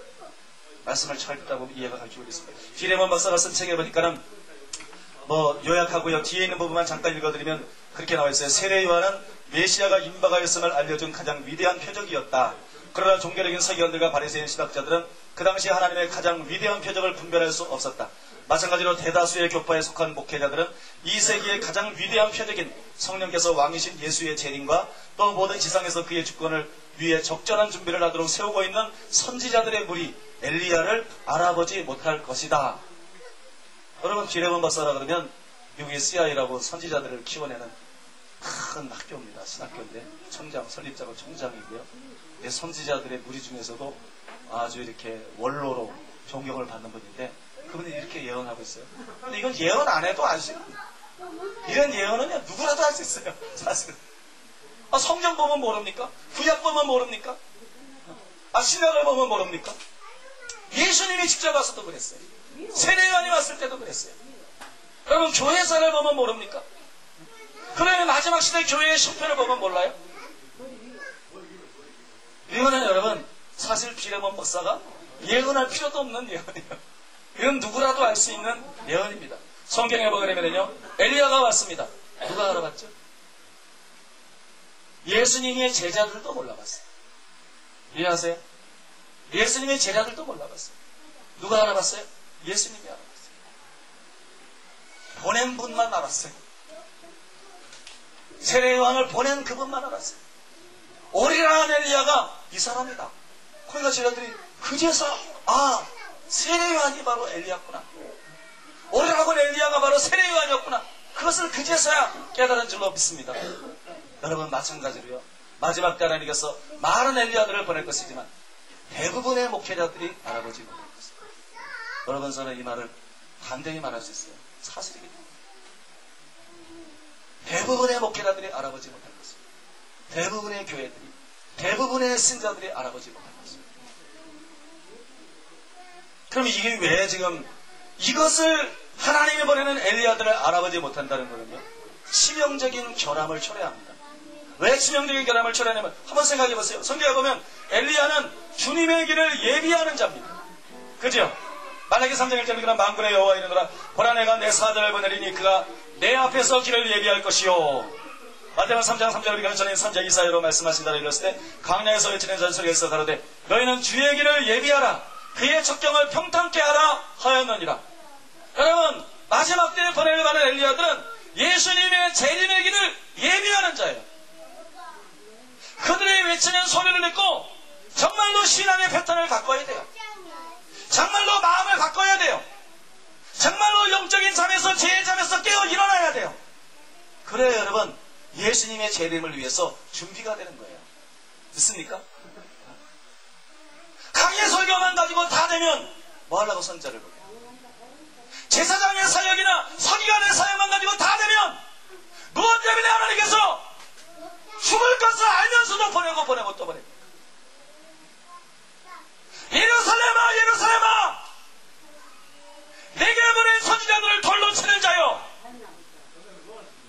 예수님이 예루살렘에 갔을 때 예수님이 교회를 발전하게 하면 교회요 하나님이 보내는 하나님의 사람들을 돌로 치는 자요. 똑같습니다 여러분. 뭐가 다를 줄 아세요? 똑같습니다. 여러분 준비가 되어야 될 줄 믿습니다. 회개하고 준비가 돼요. 그러면 여러분 엘리야를 뭐 때문에 보내는데요? 예수님은 재림하시잖아요. 재림하실 때 예수님이 신랑으로 오시지 않습니까? 근데 교회는 기적이 차고 있어요. 아마 생각해봤어요. 지금 무슨 얘기를 하고 있는 건지 생각해봤어요. 예수님은 신랑으로 결혼식 하려고 오는데요. 교회는 여자아이가 기적이 차고 있어요. 교회는 쩔랑쩔랑거리고 국민학교 다니고 있어요. 교회는 중학교 교복 입고 고등학교 교복 입고 서로 지지배배하면서 떡볶이 사 먹으러 가고 호빵 사 먹으러 가고 누구 뭐 토요일 날 누구랑 미팅한다 그러고 이러고 있어요. 예수님은 성숙한 신부를 데리러 오는 것입니다. 믿습니까? 여러분 기적이 참가하고 어떻게 결혼을 해요? 국민학생이랑 어떻게 결혼을 해요? 중학생이랑 어떻게 결혼을 해요? 예수님은 신랑으로 오시고 신부된 교회를 맞이하기 위해서 오십니다. 보라 신랑이로다 나와서 맞으라. 내가 이렇게 예수 믿고 교회 다닌다고 다가 아니에요. 예수님의 성숙한 신부가 되어야 될 줄 믿습니다. 아멘. 예수님의 성숙한 신부가 되어야 돼요.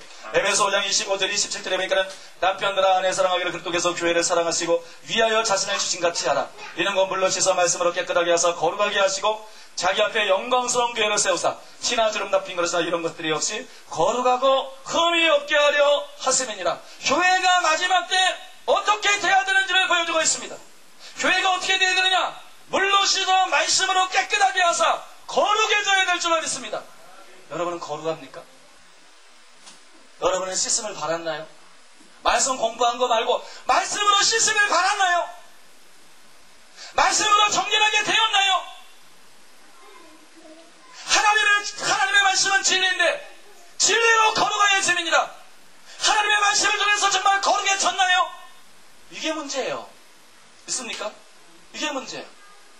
거룩하게 하시고 자기 앞에 영광스러운 교회로 세우사. 여러분 사람 앞에 영광스러운 교회가 아니에요. 하나님 앞에 영광스러운 것입니다.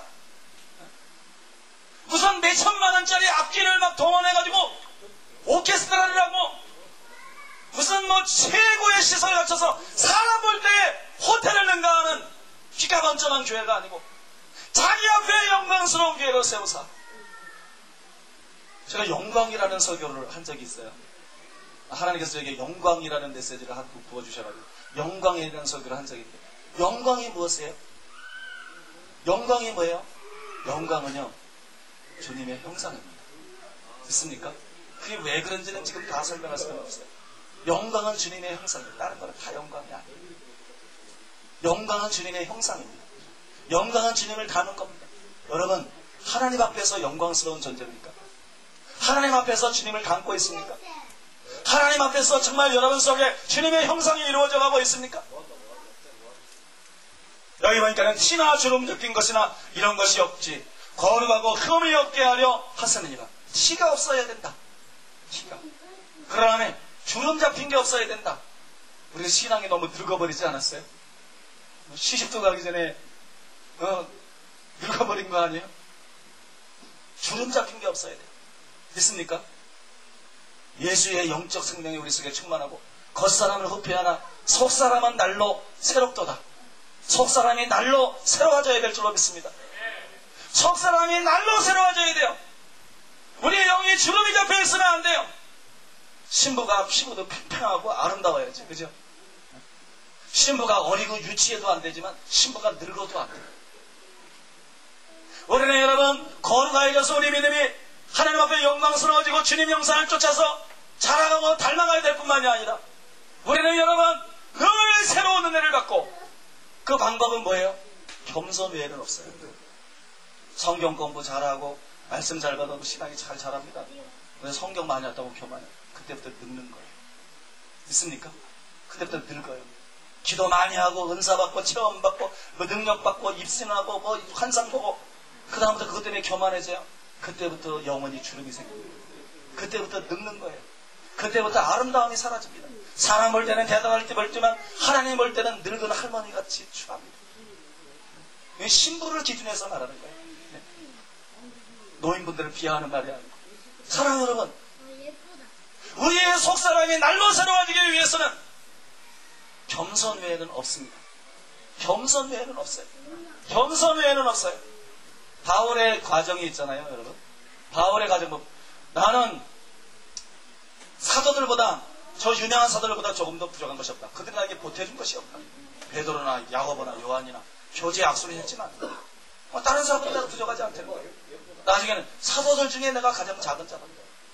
나중에는 사도들이 아니고 이젠 뭐 사도니 뭐니 다 내려놓고 성도들 중에 내가 가장 작은 자다. 성도들 중에 지극히 작은 자보다 내가 더 작은 자다. 나중에는 성도도 내려놓고 세상에서 손가락질을 받는 죄인들, 범죄자들, 그 범죄자들 중에서도 내가 죄인 중에 대괴수다. 여러분 이걸 꼭 기억하셔야 돼요. 바울은 단순히 말씀의 지혜가 자라간 것이 아니고요. 겸손이 함께 자라갔습니다. 발수는 바울은 은사나 능력이나 사역이 단순히 자라간 게 아니고요. 겸손이 함께 자라갔어요. 이것이 없으면 굉장히 위험합니다.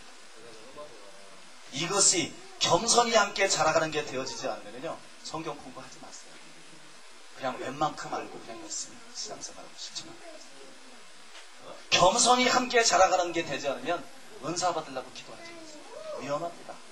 교만은 패망의 성공이고 거만한 마음은 넘어짐의 앞자리입니다. 둘 잘하는 게 낫지 너무 잘하려다가 완전히 지옥으로 미끄러져요. 바울은 여러분 겸손히 이렇게 자라갔어요. 그랬는데도 위험성이 있었어요. 그래서 바울이 3번이나 기도했는데 육체의 가시 사단의 사자는 나에게 제해달라고 3번 세례 기도했는데 주님이 거절합니다. 그럴 수 없다. 왜냐하면 자고 할까 두렵다. 내가 받은 환상이나 계시가 크기 때문에 자고 할까 하리라. 있습니까? 그 다음에 내 은혜가 너와 함께 있게 하려 합니다. 내 능력이 너와 함께 있게 합니다. 성경 지식은 이만큼 있는데요. 은사와 능력이라 체험은 이만큼 있는데요. 주님이 그를 떠나가 버렸어요. 주님의 은혜와 주님의 실제적인 능력이 그를 떠나가 버렸어요. 이런 사람들이 수없이 많습니다. 과거를 팔아먹고 사는 사람들이 너무나 많습니다. 이 이유 중에 하나가요. 가장 근본적인 이유가 교만이 커갔던 거예요. 성경 지식과 함께 바울과는 반대로 교만이 커갔습니다. 성경 지식과 함께 교만이 커갔어요. 은사와 함께 교만이 커갔어요. 사역과 함께 교만이 커갔어요. 이거 아주 위험한 것입니다. 성경 지식과 함께 겸손히 커가게 됐으기를 바랍니다. 성경 지식과 함께 은사와 능력과 함께 봉사와 헌신과 사역과 함께 겸손히 커가게 됐으기를 바랍니다. 점점 자기가 아무것도 아닌 거로 보여야죠. 점점 예수님이 없이는 살 수가 없고 예수님께 전적으로 의존적인 사람이 돼야죠. 내가 뭐가 됐다고 생각하고 살아가면 이건 큰일 나는 것입니다. 사랑하는 여러분, 그래야 영적인 젊음이 있어요. 겸손이 있는 것에 사모하는 마음이 있고요. 사모하는 마음이 있는 것에 새로운 은혜가 막 부어지고요. 영이 새로워지고 영적인 청춘이 있습니다. 영적인 젊음이 있어요. 믿습니까? 여러분 기억하세요. 겸손이 빠진 말씀은 영혼을 죽입니다. 겸손이 빠진 능력도 영혼을 죽여버립니다. 겸손이 빠진 축복이나 그 무엇도 영혼을 죽여버립니다. 기억하세요. 겸손이 절대적으로 필요합니다. 믿습니까? 겸손이 절대적으로 필요해요. 겸손이 절대적으로 필요해요. 그래야 영혼이 예수님의 신부가 되기에 합당해요. 그래야 영혼이 젊어요. 그래야 영혼이 싱싱해요. 믿습니까? 여러분 겸손해야 돼요. 여러분 겸손해야 됩니다. 그런데요, 엘리야들의 소리에 귀를 기울이지 않으면 이게 아니에요. 엘리야들의 소리들의 귀를 기울이지 않으면 이게 아니에요. 왜냐면 엘리야들은 이런 것들을 준비시키기 위해서 보냄을 받는 사람들이에요. 믿습니까? 이런 것들을 준비시키기 위해서. 여러분, 예수님이 이 땅에 오셨을 때 늘 매시대마다 있었던 문제라 그랬죠.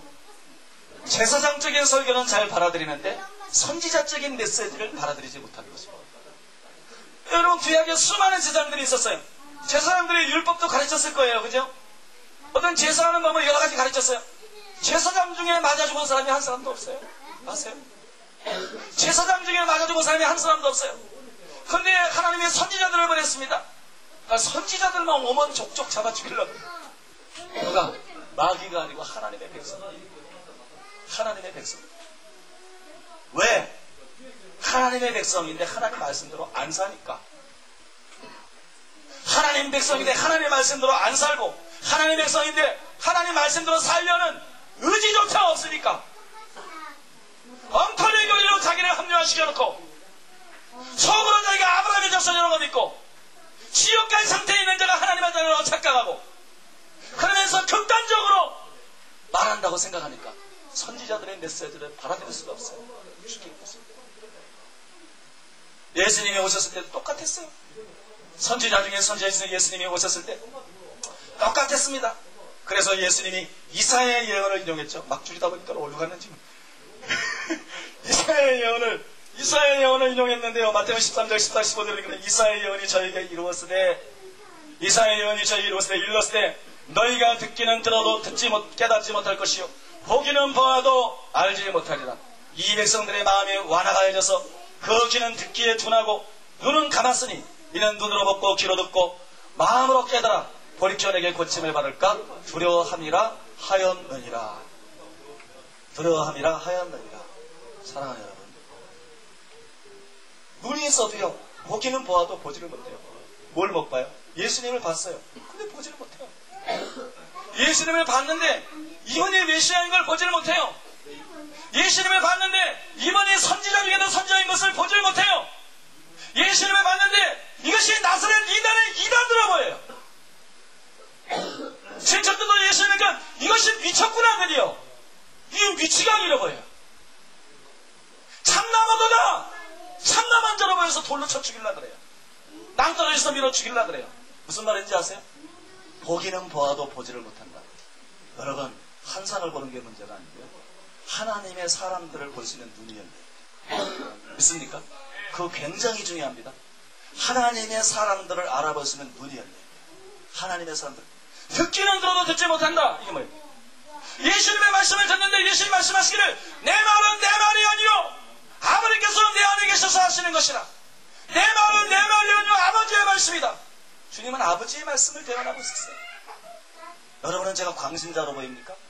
엘리야에 대한 계시를 받고 엘리야에 대해서 하나님께서 나에게 계시해 준 내용들을 종합해서 지금 말씀드리고 있다니까 광신자로 보였습니까? 여러분, 예수님도 그랬어요. 바울도 그랬어요.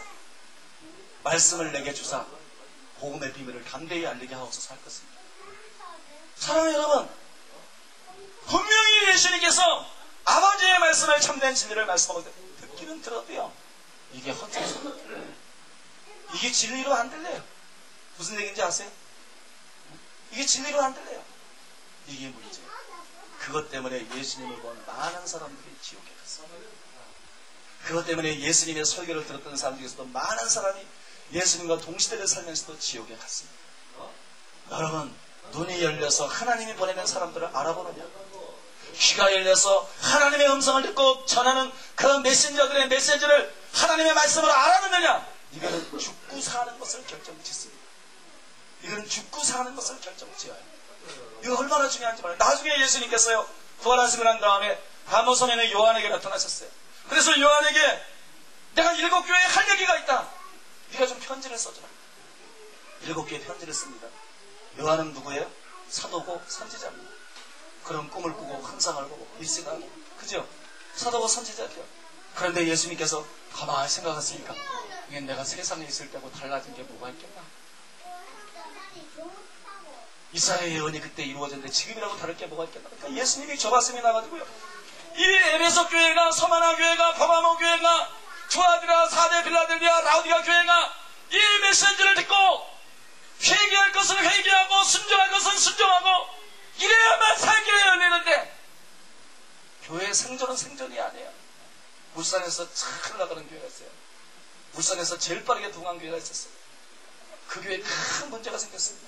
그래가지고 어떤 사람들이 저에게 기도 받으러 왔던 어떤 교회 성도님한테 와가지고 그 교회를 중보기도를 했던 거예요.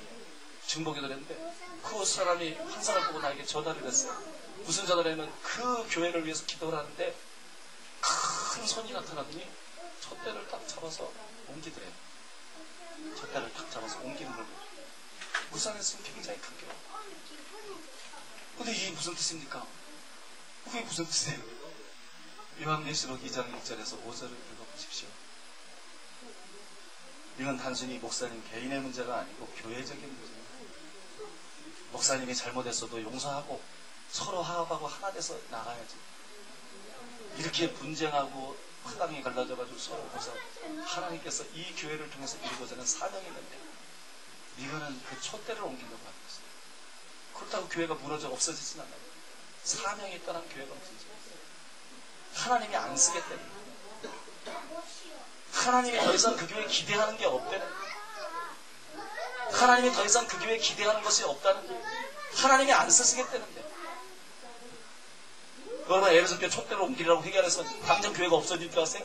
그렇지 않아요.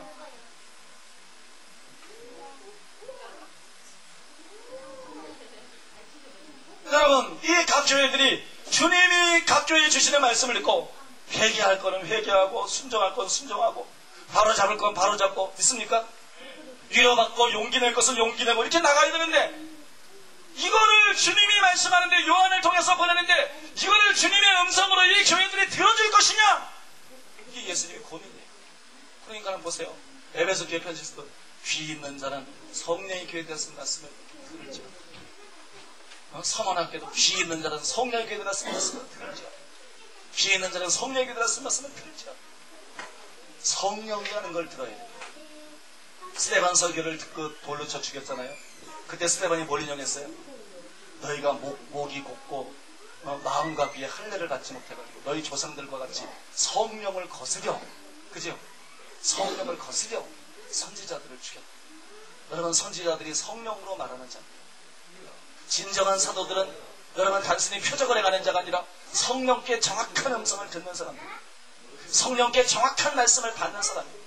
그래가지고 그것을 전하는 사람. 진정한 선지자들은 단순히 예언하는 자가 아니고 성령께 그 시대에 관한, 그 교회에 관한 여러분 정확한 음성과 메시지를 듣는 사람이에요. 그래서 그걸 전하는 거예요. 있습니까? 이거를 성령의 교회들이라 쓴 말씀을 들어야 돼요. 성령 지식만 가지고는 안 돼요.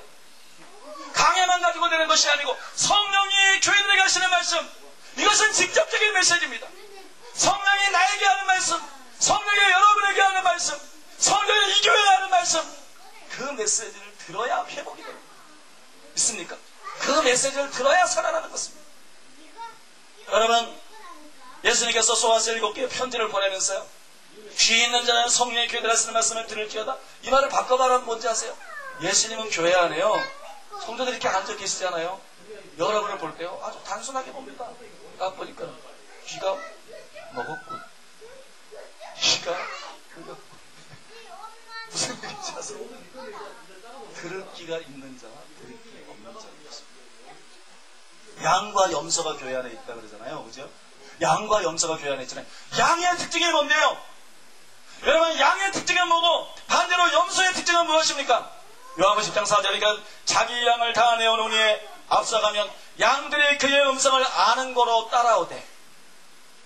여러분, 27절이니까 내 양은 내 음성을 들으며 나는 저희를 알며 저희는 나를 따르느니라. 있습니까?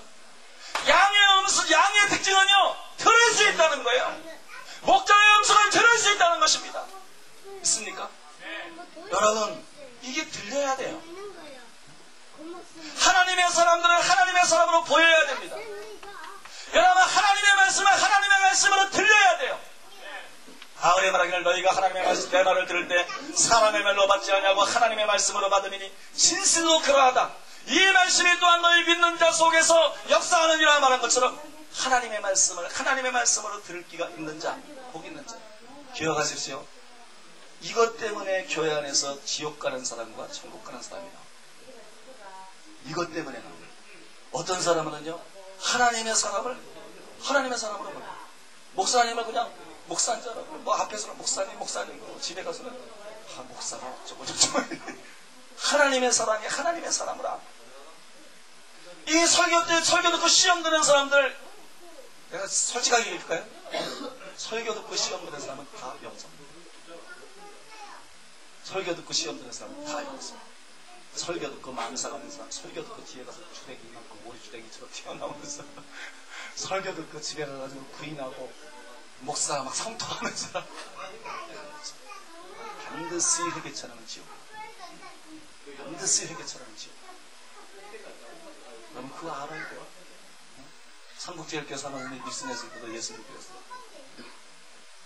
목사를 대적하는 자, 하나님의 일을 대적하는 자, 주의 종을 거스리고 대적하는 자, 그 말에 순복하지 않는 자, 그 권위를 보지 못하는 자, 내가 반드시 지옥불에 던져놓을 것이다.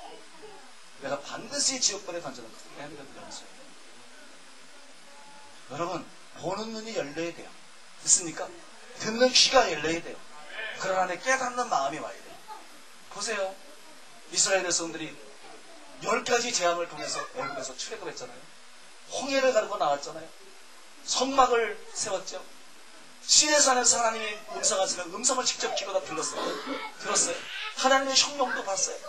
그 다음에 여러분 만나와 메추라기와 수많은 기적과 표적과 기사와 이적, 불기둥 구름기둥. 근데 여러분 신명기 29장 4절인가요? 거기 보면 뭐라고 나와요? 그러나 저희에게 보는 눈과 듣는 귀와 깨닫는 마음은 주지 아니하셨느니라. 그러나 저에게 뭘 안 줬어요? 보는 눈과 듣는 귀와 깨닫는 마음은 주지 아니하셨느니라. 그랬더니 어떻게 됐어요? 그런데 10절이니까 저희가 다 광야에서 떨어져 멸망하였더라. 말씀이 사람을 구원해주지 못합니다. 은사가 사람을 구원해주지 못합니다. 은사가 사람을 붙들어주지 못합니다. 여러분 어떤 계시도 좋고 환상도 좋고 예언도 좋고 다 좋아요. 모세도 직접 계시 받아서 다 전했어요. 그죠? 그런 것도 좋아요. 가서 제사를 드리고 예배 드리고 헌금을 드리고 봉사하고 다 좋습니다. 그들이 집 받으면 다 맡겨진 일이 있고 다 충성했어요. 표적과 기자와 놀라운 이적을 보고 능력을 보고 놀라고 다 좋습니다. 그런데 보는 눈이 없으면 이게 무슨 소리겠어요? 보는 눈이 없으면, 듣는 귀가 없으면 이게 무슨 소리겠어요? 깨닫는 마음이 없으면 이게 무슨 소리겠어요? 깨닫는 마음이 없으면 이게 무슨 소리겠어요? 여러분, 우리가 이 교회에 오기 전에 이 교회에 대해서 하나님 가르쳐준 게 있어요. 가르쳐준 게 있어요. 그게 뭐냐 그러면 목사님은 훌륭한데 성도들이 기가 막혔다. 성도들이 기가 막혔다. 너무나 많은 사람들이 기가 막혔어. 또 오늘 듣는 거 보니까 좀 덜 막힌 것 같아. 오늘 듣는 거 보니까 그게 좋은 얘기가 아니기 때문에 목사님께도 말씀 안 드렸어요. 그럼 나도 이런 얘기도 할 의도도 없었고, 그동안 메시지 방향이 일로 가다 보니까 이 얘기를 하는 거예요. 메시지 방향이 일로 가다 보니까 내 얘기를 하는 거예요. 성도들이 말씀을 듣는 귀가 없다. 우리 교회에서 올 때 집중적으로 기도한 게 그것입니다. 귀를 열어달라. 하나님의 음성을 들을 수 있는 귀를 열어주시옵소서. 이 집회의 승패는 거기에 달려있다. 이 집회의 승패는 거기에 달려있는데 하나님 말씀을 듣는 귀들을 열어주시옵소서. 성도들에게 말씀을 듣는 귀들이 열리게 해주시옵소서. 말씀은 영으로 듣는 거예요. 말씀은 영의 양식입니다. 마음의 양식이 아니고 지식이 아니에요. 말씀이 머리로 들어가면 이게 죽는 거예요. 왜냐면 지식은 교만하게 하거든요. 교만은 패망의 선봉이거든요. 말씀이 머리로 들어가면 이 사람은 죽습니다. 말씀으로 영으로 들어가면 삽니다. 있습니까? 말씀이 영으로 들어가려고 그러면 방법이 딱 있는데 지금 그 구체적인 방법들에 말씀드릴 수 없고 내가 오전 시간에 조금 말씀드릴 것 같아요. 하나만 말씀드리면 교만한 자는 절대로 말씀이 영으로 들어가지 않습니다. 종교적인 편견을 가지고 있는 자, 종교적인 편견은 다 할 수 있었어요. 그러나 진정한 하나님의 백성들은요, 편견을 가지고 있더라도 제대로 된 메시지를 드리면 자기가 권입니다. 근데 교만한 자는요, 자기가 알고 있는 걸 절대로 안 봐요. 자기가 알고 있는 게 무조건 바르지. 절대로 그걸 고칠 생각을 하면 안 돼요. 여러분, 겸손해야 귀가 열릴 수가 없습니다. 겸손해야 귀가 열려요. 그래요. 요거 조금 얘기하고 결론으로 들어가겠습니다. 요거 좀 얘기하고 결론으로 들어가겠습니다. 마태복음 18장 1절에 보면 예수님의 제자들이 예수님께 질문을 했어요. 천국에서는 누가 크니까? 그랬을 때 예수께서 말씀하셨어요. 뭐라고 말씀하냐면 어린아이를 하나를 가운데 세우시고 너희가 돌이켜 어린아이같이 되지 않으면 결단코 천국에 들어가지 못하리라. 여러분, 어린아이같이 되지 않으면 결단코 천국에 들어가지 못합니다. 예수님 말씀 그대로 믿으세요? 그럼 여러분 어린아이같이 됐어요? 구원론을 너무 쉽게 생각하지 마세요. 네? 여러분, 산이 정면만 있는 게 아니에요. 후면도 있고 옆면도 있고, 그죠? 옆에 면도 있고.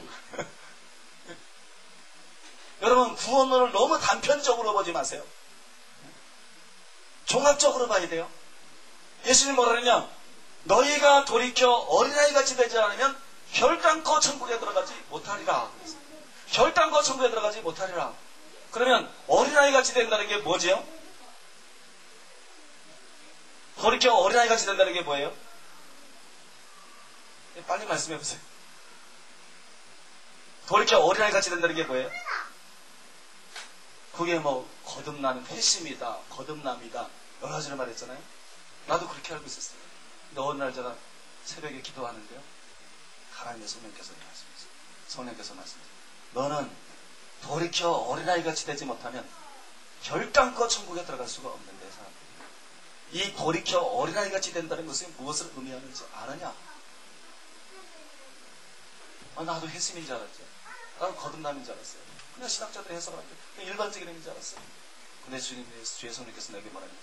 돌이켜 어린아이같이 된다는 것은 말씀을 들을 때 그 말씀이 지식이 되는 사람이 있고, 말씀을 들을 때 그 말씀이 계시가 되는 사람이 있고, 그 말씀이 계시로 그의 영에 가는 사람이 있고.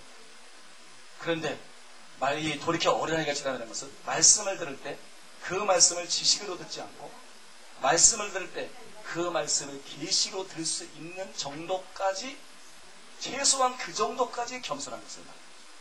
그런 사람들만 구원을 받는다. 그런 사람들만 구원을 받는다. 여러분, 이게 무슨 말이냐면요, 마태복음 11장 25절 같아요. 이게 내가 지금 하려는 얘기를 아닌데 지금 얘기를 지금 마무리 짓고 있는 거랬어요. 마태복음 11장 제가 25절로 기억합니다. 한번 찾아볼까요? 마태복음 11장 25절.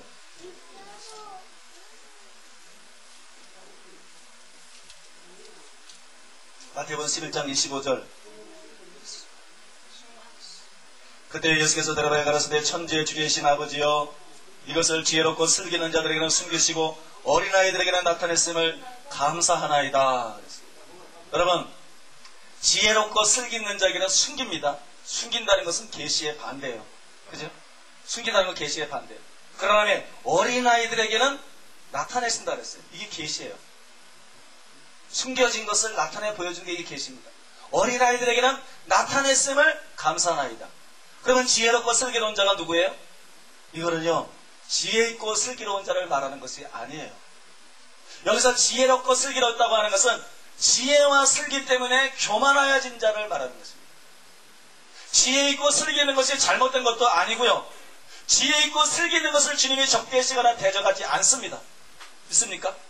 여기 지혜 있고 슬기 있다고 하는 것은 자기의 지혜와 자기의 슬기를 믿고 마음이 교만하여진 자를 말합니다. 그러면 어린아이라는 건 뭐예요? 지혜가 없다는 사람들, 성경 공부 많이 했다고 자부하는 지혜롭고 슬기로운 자들입니다. 이해하세요, 여러분? 이건 눈을 멀어버리고요, 귀를 막아버려요. 그래서 여러분, 겸손한 마음으로 하나님의 말씀을 들 때 그 하나님의 말씀이 지식이 아니고, 하나님의 말씀을 들 때 하나님의 말씀이 계시가 돼야 됩니다. 예수님이 말씀하지 않았어요? 아버지의 아들의 뜻대로 계시를 받은 자 외에는 아버지를 아는 자가 없다. 있습니까? 요한복음 10장 3절에 보면 영생은 유일하신 참 하나님과 그의 보내신 자 예수 그리스도를 아는 것이니이다. 그건 지식을 말하는 게 아니에요. 말씀은 계시로 그 영혼 속에 임해야 그 속에서 믿음이 생겨나게 되어 있어요. 이거를 지금 아주 많은 예를 성경을 통해서 설명할 수 있는데 시간 관계상 그럴 수는 없고요. 여러분, 로마서 10장 17절에 보면 믿음은 들음에서 나며 들음은 그리스도의 말씀으로 말미암느니라. 이 말씀의 원어가 보면 레마입니다. 계시적인 말씀. 로스가 아니에요. 계시적인 말씀이에요. 성령에 의해서 영감된 말씀, 성령에 의해서 조명된 말씀, 성령의 감동으로 주어진 말씀 믿습니까? 하나님의 말씀이 내게 계시로 올 때 믿음이 되는 거예요. 이해하세요? 깨닫는 거하고 이해하는 것은 다른 것입니다. 이해하는 것은 머리로 하는 거예요. 우리가 설교 드리면서 머리로 이해할 때 많잖아요. 그죠? 내 삶이 달라져요? 안 달라져요. 10분의 1에 보면 옥탑에서 말씀을 읽고 깨달은 자니 그 말씀을 인내로 지켜서 30배, 60배로, 100배로 결실한다. 여러분, 깨달으면 반드시 달라지게 되어 있어요. 이해하는 것과 깨닫는 것은 다른 거예요. 이해하는 것은 머리로 하는 것입니다. 깨닫는 것은 영으로 하는 것입니다. 내 영이 깨닫는 거예요. 이 깨닫는 과정은 머리로 되는 게 아니고요. 성령의 계시를 통해서만 깨달으며, 성령의 계시를 통해서만 깨달으며, 이 성령의 계시는 겸손한 자에게만 임합니다. 믿습니까? 우리가 겸손한 마음으로 보는 눈이 열려서 하나님의 종을 사람으로 생각하지 않고 하나님의 종으로, 하나님의 사자로 보고 설교를 듣는 거예요. 믿습니까? 여러분의 주일 낮 예배, 밤 예배, 수요 예배, 구역 예배 다 마찬가지. 하나님의 사람을 하나님의 사람으로 보고 눈이 열려가지고 그리고 말씀을 듣는 것입니다. 그 다음에 하나님의 말씀을 하나님의 귀가 열려가지고 사람의 말로 들으니까 자꾸 뭐 왜 저렇게 설교를 하나 시험 들고 그러죠.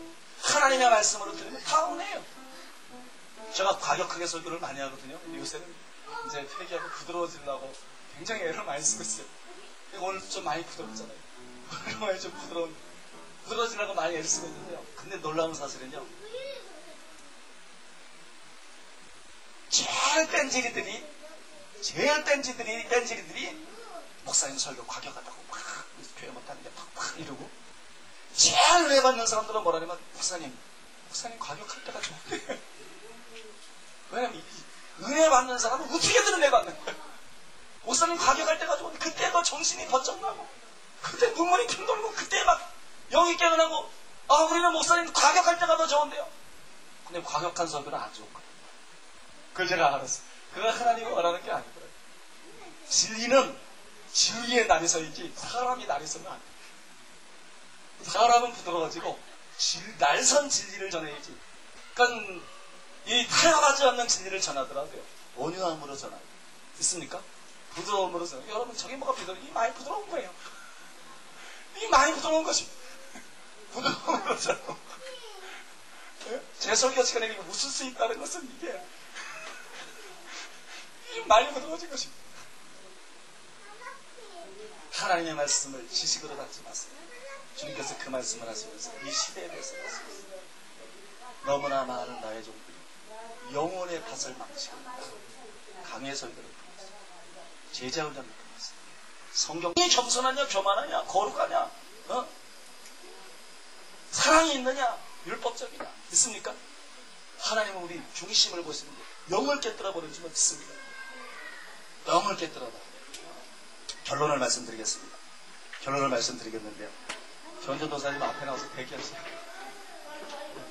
결론을 말씀드리겠습니다.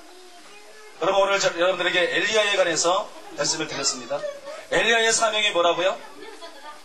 만유를 회복시키는 것입니다. 그죠? 만유를 회복시키는 것. 그러면 한번 물어볼게요. 만유를 회복시키는 엘리야의 사명을 다른 말로 한번 바꿔보세요. 그럼 뭐가 되죠? 만유를 회복시키는 엘리야의 사명을 다른 말로 바꿔보세요. 네? 주의 길을 예비하는 것입니다. 주의 길을 예비하는 것. 왜냐면 만유의 회복이 있기 전까지 하늘이 그를 바라두리라. 만유의 회복이 있고 나서야 예수님이 오실 수 있어요. 그러니까 만유의 회복을 위해서 일하는 것은 주의 길을 예비하는 것이에요. 그러면 주의 길을 어떻게 예비하죠? 주의 길을 어떻게 예비해요? 이게 너무너무 중요합니다. 여러분, 저는 지금 이 말씀이 정말 여러분 영속에 깊이 들어가기를 바랍니다. 저는 이걸 주님께 들은 것을 진짜 얘기합니다. 여러분, 주님께서 저에게 뭐라고 말씀하시냐 그러면 베드로후서 3장 8절과 9절에 보면 사랑하는 자들아 주께는 하루가 천년 같고 천년이 하루 같은 이 한 가지를 잊지 말라. 주의 약속은 어떤 이에 더디다고 생각하는 것처럼 더딘 것이 아니라 오직 너희를 위하여 오래 참으사 아무도 멸망치 않고 다 회개하기에 이르기를 원하시느니라. 예수님은요, 준비가 다 됐어요. 입신한 사람들 얘기를 들어보면 예수님 준비가 다 됐대. 예수님이 이제 오실 준비가 다 됐는데 세상을 보면 갈 수가 없어요. 왜 갈 수가 없냐 그러면 회개 안 하면 멸망합니다. 속으로 아브라함이 너의 자손, 속으로 아브라함이 너희 조상이라고 생각하지 말아라. 속으로 너희가 아브라함의 자손이라고 하나님의 백성을 생각하지 말아라. 그럼 뭐하라 그랬어요? 회개하고 회개한 동안 열매를 맺어라. 믿습니까? 여러분, 회개가 안 되면은요, 예수 믿는다는 거 소용없어요. 회개가 안 되면 방언하는 거 소용없어요. 회개가 안 되면 예언도 소용없고요, 기적의 거래도 소용없어요. 내가 주의 이름으로 선지자 노릇하고 귀신 쫓고 많은 권능을 행치 않았습니까? 예수님이 딴 거 말 안 했어요.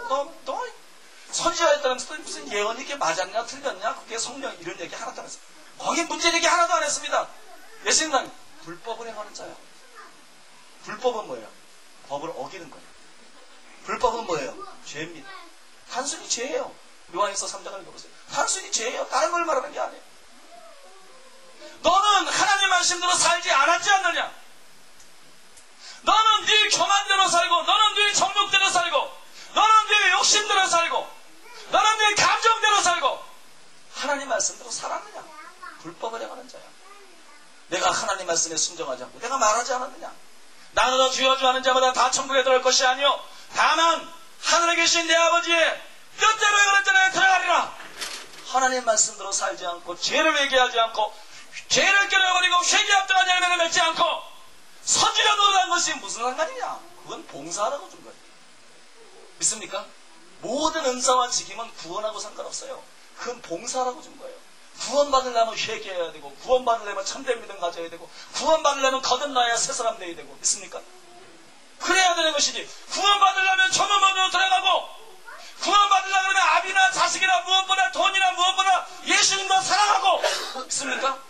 이런 거로 구원받는 것이지. 선지자 노릇하고 귀신 쫓고 많은 권능을 행하고, 이것은 사역이지요. 이것은 남을 섬기는 것이죠. 그거하고 내 구원하고 무슨 상관이에요? 여러분, 교회 안에 성경 공부도 많이 하고 뭐 은사도 있고 뭐 다 있는데 회개를 진짜 돼요. 한 영혼 한 영혼들을 우리 해부해볼까요? 한 영혼 한 영혼들을 하나님 주님의 불꽃 같은 데로 딱 들어가서 해부를 해보면 그 안에 온갖 죄들이 끊어버립니다. 그러니까 예수님이 이 시대를 보고 올 준비를 다 했는데 올라가 보니까 지금 가면은 너무나 많은 사람을 지옥에 보낼 수밖에 없어요. 이런 목사들도 부지기수를 지옥으로 쳐넣어야 돼. 이런 장로, 이건 권사, 집사, 구역장, 무슨 방언하는 자, 예언하는 자, 귀신 쫓는 자, 무슨 기도원 원장, 부지기수로 지옥에 쳐넣어야 돼. 토마스 수남이 말한 대로, 상복 사모님이 입신해서 들은 대로, 홍원재 간사가 들은 대로 19.5%예요. 19.5%. 무슨 약속이나 한 듯이 다 그렇게 세식 응답받을 수 있어요? 19.5%예요. 너무나 많은 영혼들을 지옥에 쳐넣어야 돼요. 이것 때문에 예수님이 못 오고 계신 거예요. 예수님 그렇게 말씀하시더라고요. 이것 때문에 내가 못 오고 있는 것이다. 엘리야는 주의 길을 예비하는 자인데 왜 세례관이 와서 강야에서 회개라 천국에 가까웠느냐 외쳤는지 아느냐? 왜 단순히 예언하고 기적을 행하고 말씀을 전한 것이 아니라 회개의 사활을 걸고 회개를 촉구하는 사역을 했는지 아느냐? 이것 때문에 내 길이 열리지 않는 것이다. 이것 때문에 내가 준비가 되어서도 갈 수가 없는 것이다. 그러니까는 무엇을 해야 되겠느냐? 회개하라고 외쳐라. 있습니까? 회개하라고 외쳐라. 듣든지 아니듣든지 회개하라고 외쳐라. 여러분, 엘리야의 사명은 사람들을 회개시키는 사명이에요. 사람들을 회개시키는 사명. 뭘 새로운 걸 가르쳐주는 게 아니에요. 뭘 예언을 하거나 계시를 새로운 무슨 계시를 말해주는 게 아니에요. 뭘 위대한 기적을 단순히 일개나 있을 수 있지만 이게 핵심이 아니에요. 엘리야의 사역의 핵심은 사람들을 회개시키는 것인 줄로 믿습니다. 여러분, 우리 회개해야 됩니다. 저를 포함했어요. 우리 회개해야 돼요. 사랑하는 여러분, 우리 회개해야 됩니다. 이 시간에 이 집회를 통해서 저는 그렇습니다. 이 집회를 통해서 제가 원하는 것은 여러분이 회개하게 되기를 원합니다. 나도 집회인도 하면서 같이 회개하게 되기를 원합니다. 우리가 회개하게 되면 됩니다. 저는 이 집회를 통해서 정말 원하는 것은 주님 회개의 역사가 주님 회개의 역사가 일어나게 해주옵소서. 주님 회개가 터지게 해주시옵소서. 지금 주님이 다시 오신다 할지라도 아무도 멸망치 않고 다 회개하기를 원하십니다. 회개가 안 돼서 기독교인이 멸망받을 수밖에 없고, 회개가 안 돼서 목회자와 중직자들이 멸망받을 수 없는 이 시대, 이 안타까운 시대, 정말로 여러분 회개의 역사가 일어나게 되기를 바랍니다. 이 시간에 여러분 다른 것 신경 쓰지 마시고 하나님 앞에 회개하지 않겠습니까? 여러분 우리가 이런 메시지를 들을 때가 주님이 여러분 마음을 녹화하고 있는 것이에요. 여러분이 세상만 바라보고 지금 죽으면 내가 여기 오기 전에 뭐 별일들이 다 생겨요. 주일날 전에 도둑 들었어요. 주일날에는 도둑 들고요. 오늘 이틀 전인가 3일 전에는 내용이 죽고요. 그 다음에 어제는 또 어제인가 그저께는 우리 성도님 중에 하나가 젊은 사람이 혼수 상태가 돼가지고 병원에 지금 중환자실에 들어가 있어요. 이게 갑자기 그러고 이 집회를 준비하는데 웬 놈의 사람들이 그렇게 오고 웬 놈의 일들이 막 터지고 이걸 뭐 준비할 수 있는 시간을 안 주는 거예요. 막 터지고 이게 왜 그런가? 이 집회 때 전해질 메시지 때문에 그런 게 아니에요. 네, 어떤 이적이나 이런 것 때문에 그런 게 아니라 여러분이 회개하는 걸 무서워해요. 믿습니까? 여러분이 회개하는 걸 막고 싶은 거예요. 여러분이 회개만 안 되면 말씀을 얼마나 알든 은사를 얼마나 받았든 여러분이 얼마나 복을 받고 잘되고 건강했든 뭐 시험에 붙었든 말든 상관없어요. 지옥에 끌고 가서 사탄은 마음 놓고 지옥에 끌고 가지고 조롱하고 괴롭혔으면 상관없어요. 여러분이 회개하는 것을 원치 않기 때문에 그런 일이 나를 일어나는 거라고 생각합니다. 사랑하는 여러분, 이 시간에 우리가 하나님 앞에 나아가십시다. 주변 사람 잊어버리고 하나님 앞에 나아갑시다. 하나님 앞에 나가서 이 시간에 회개하는 시간 되시기를 바랍니다. 이 시간에 회개 흉내내지 말고요. 진짜로 얘기하세요. 여러분 하나님은 중심을 보십니다. 여러분 이 시간에 진짜로 얘기하세요. 우리 주여 삼창하고 하나님 앞에 회개하면서 기도하도록 하겠습니다. 진짜 회개하는 겁니다. 여러분 다른 거 하지 말고 주여! 주여! 주여! 걸어가시고 살아계신 아버지 하나님, 이곳에 주님께서 임재하여 주시옵소서. 이곳에 주님께서 임재하여 주시옵소서. 이곳에 주님께서 회개의 영을 부어주시옵소서. 이곳에 주의 회개의 영을 부어주옵소서. 은총과 강구하는 심령을 부으시옵소서. 은총과 강구하는 심령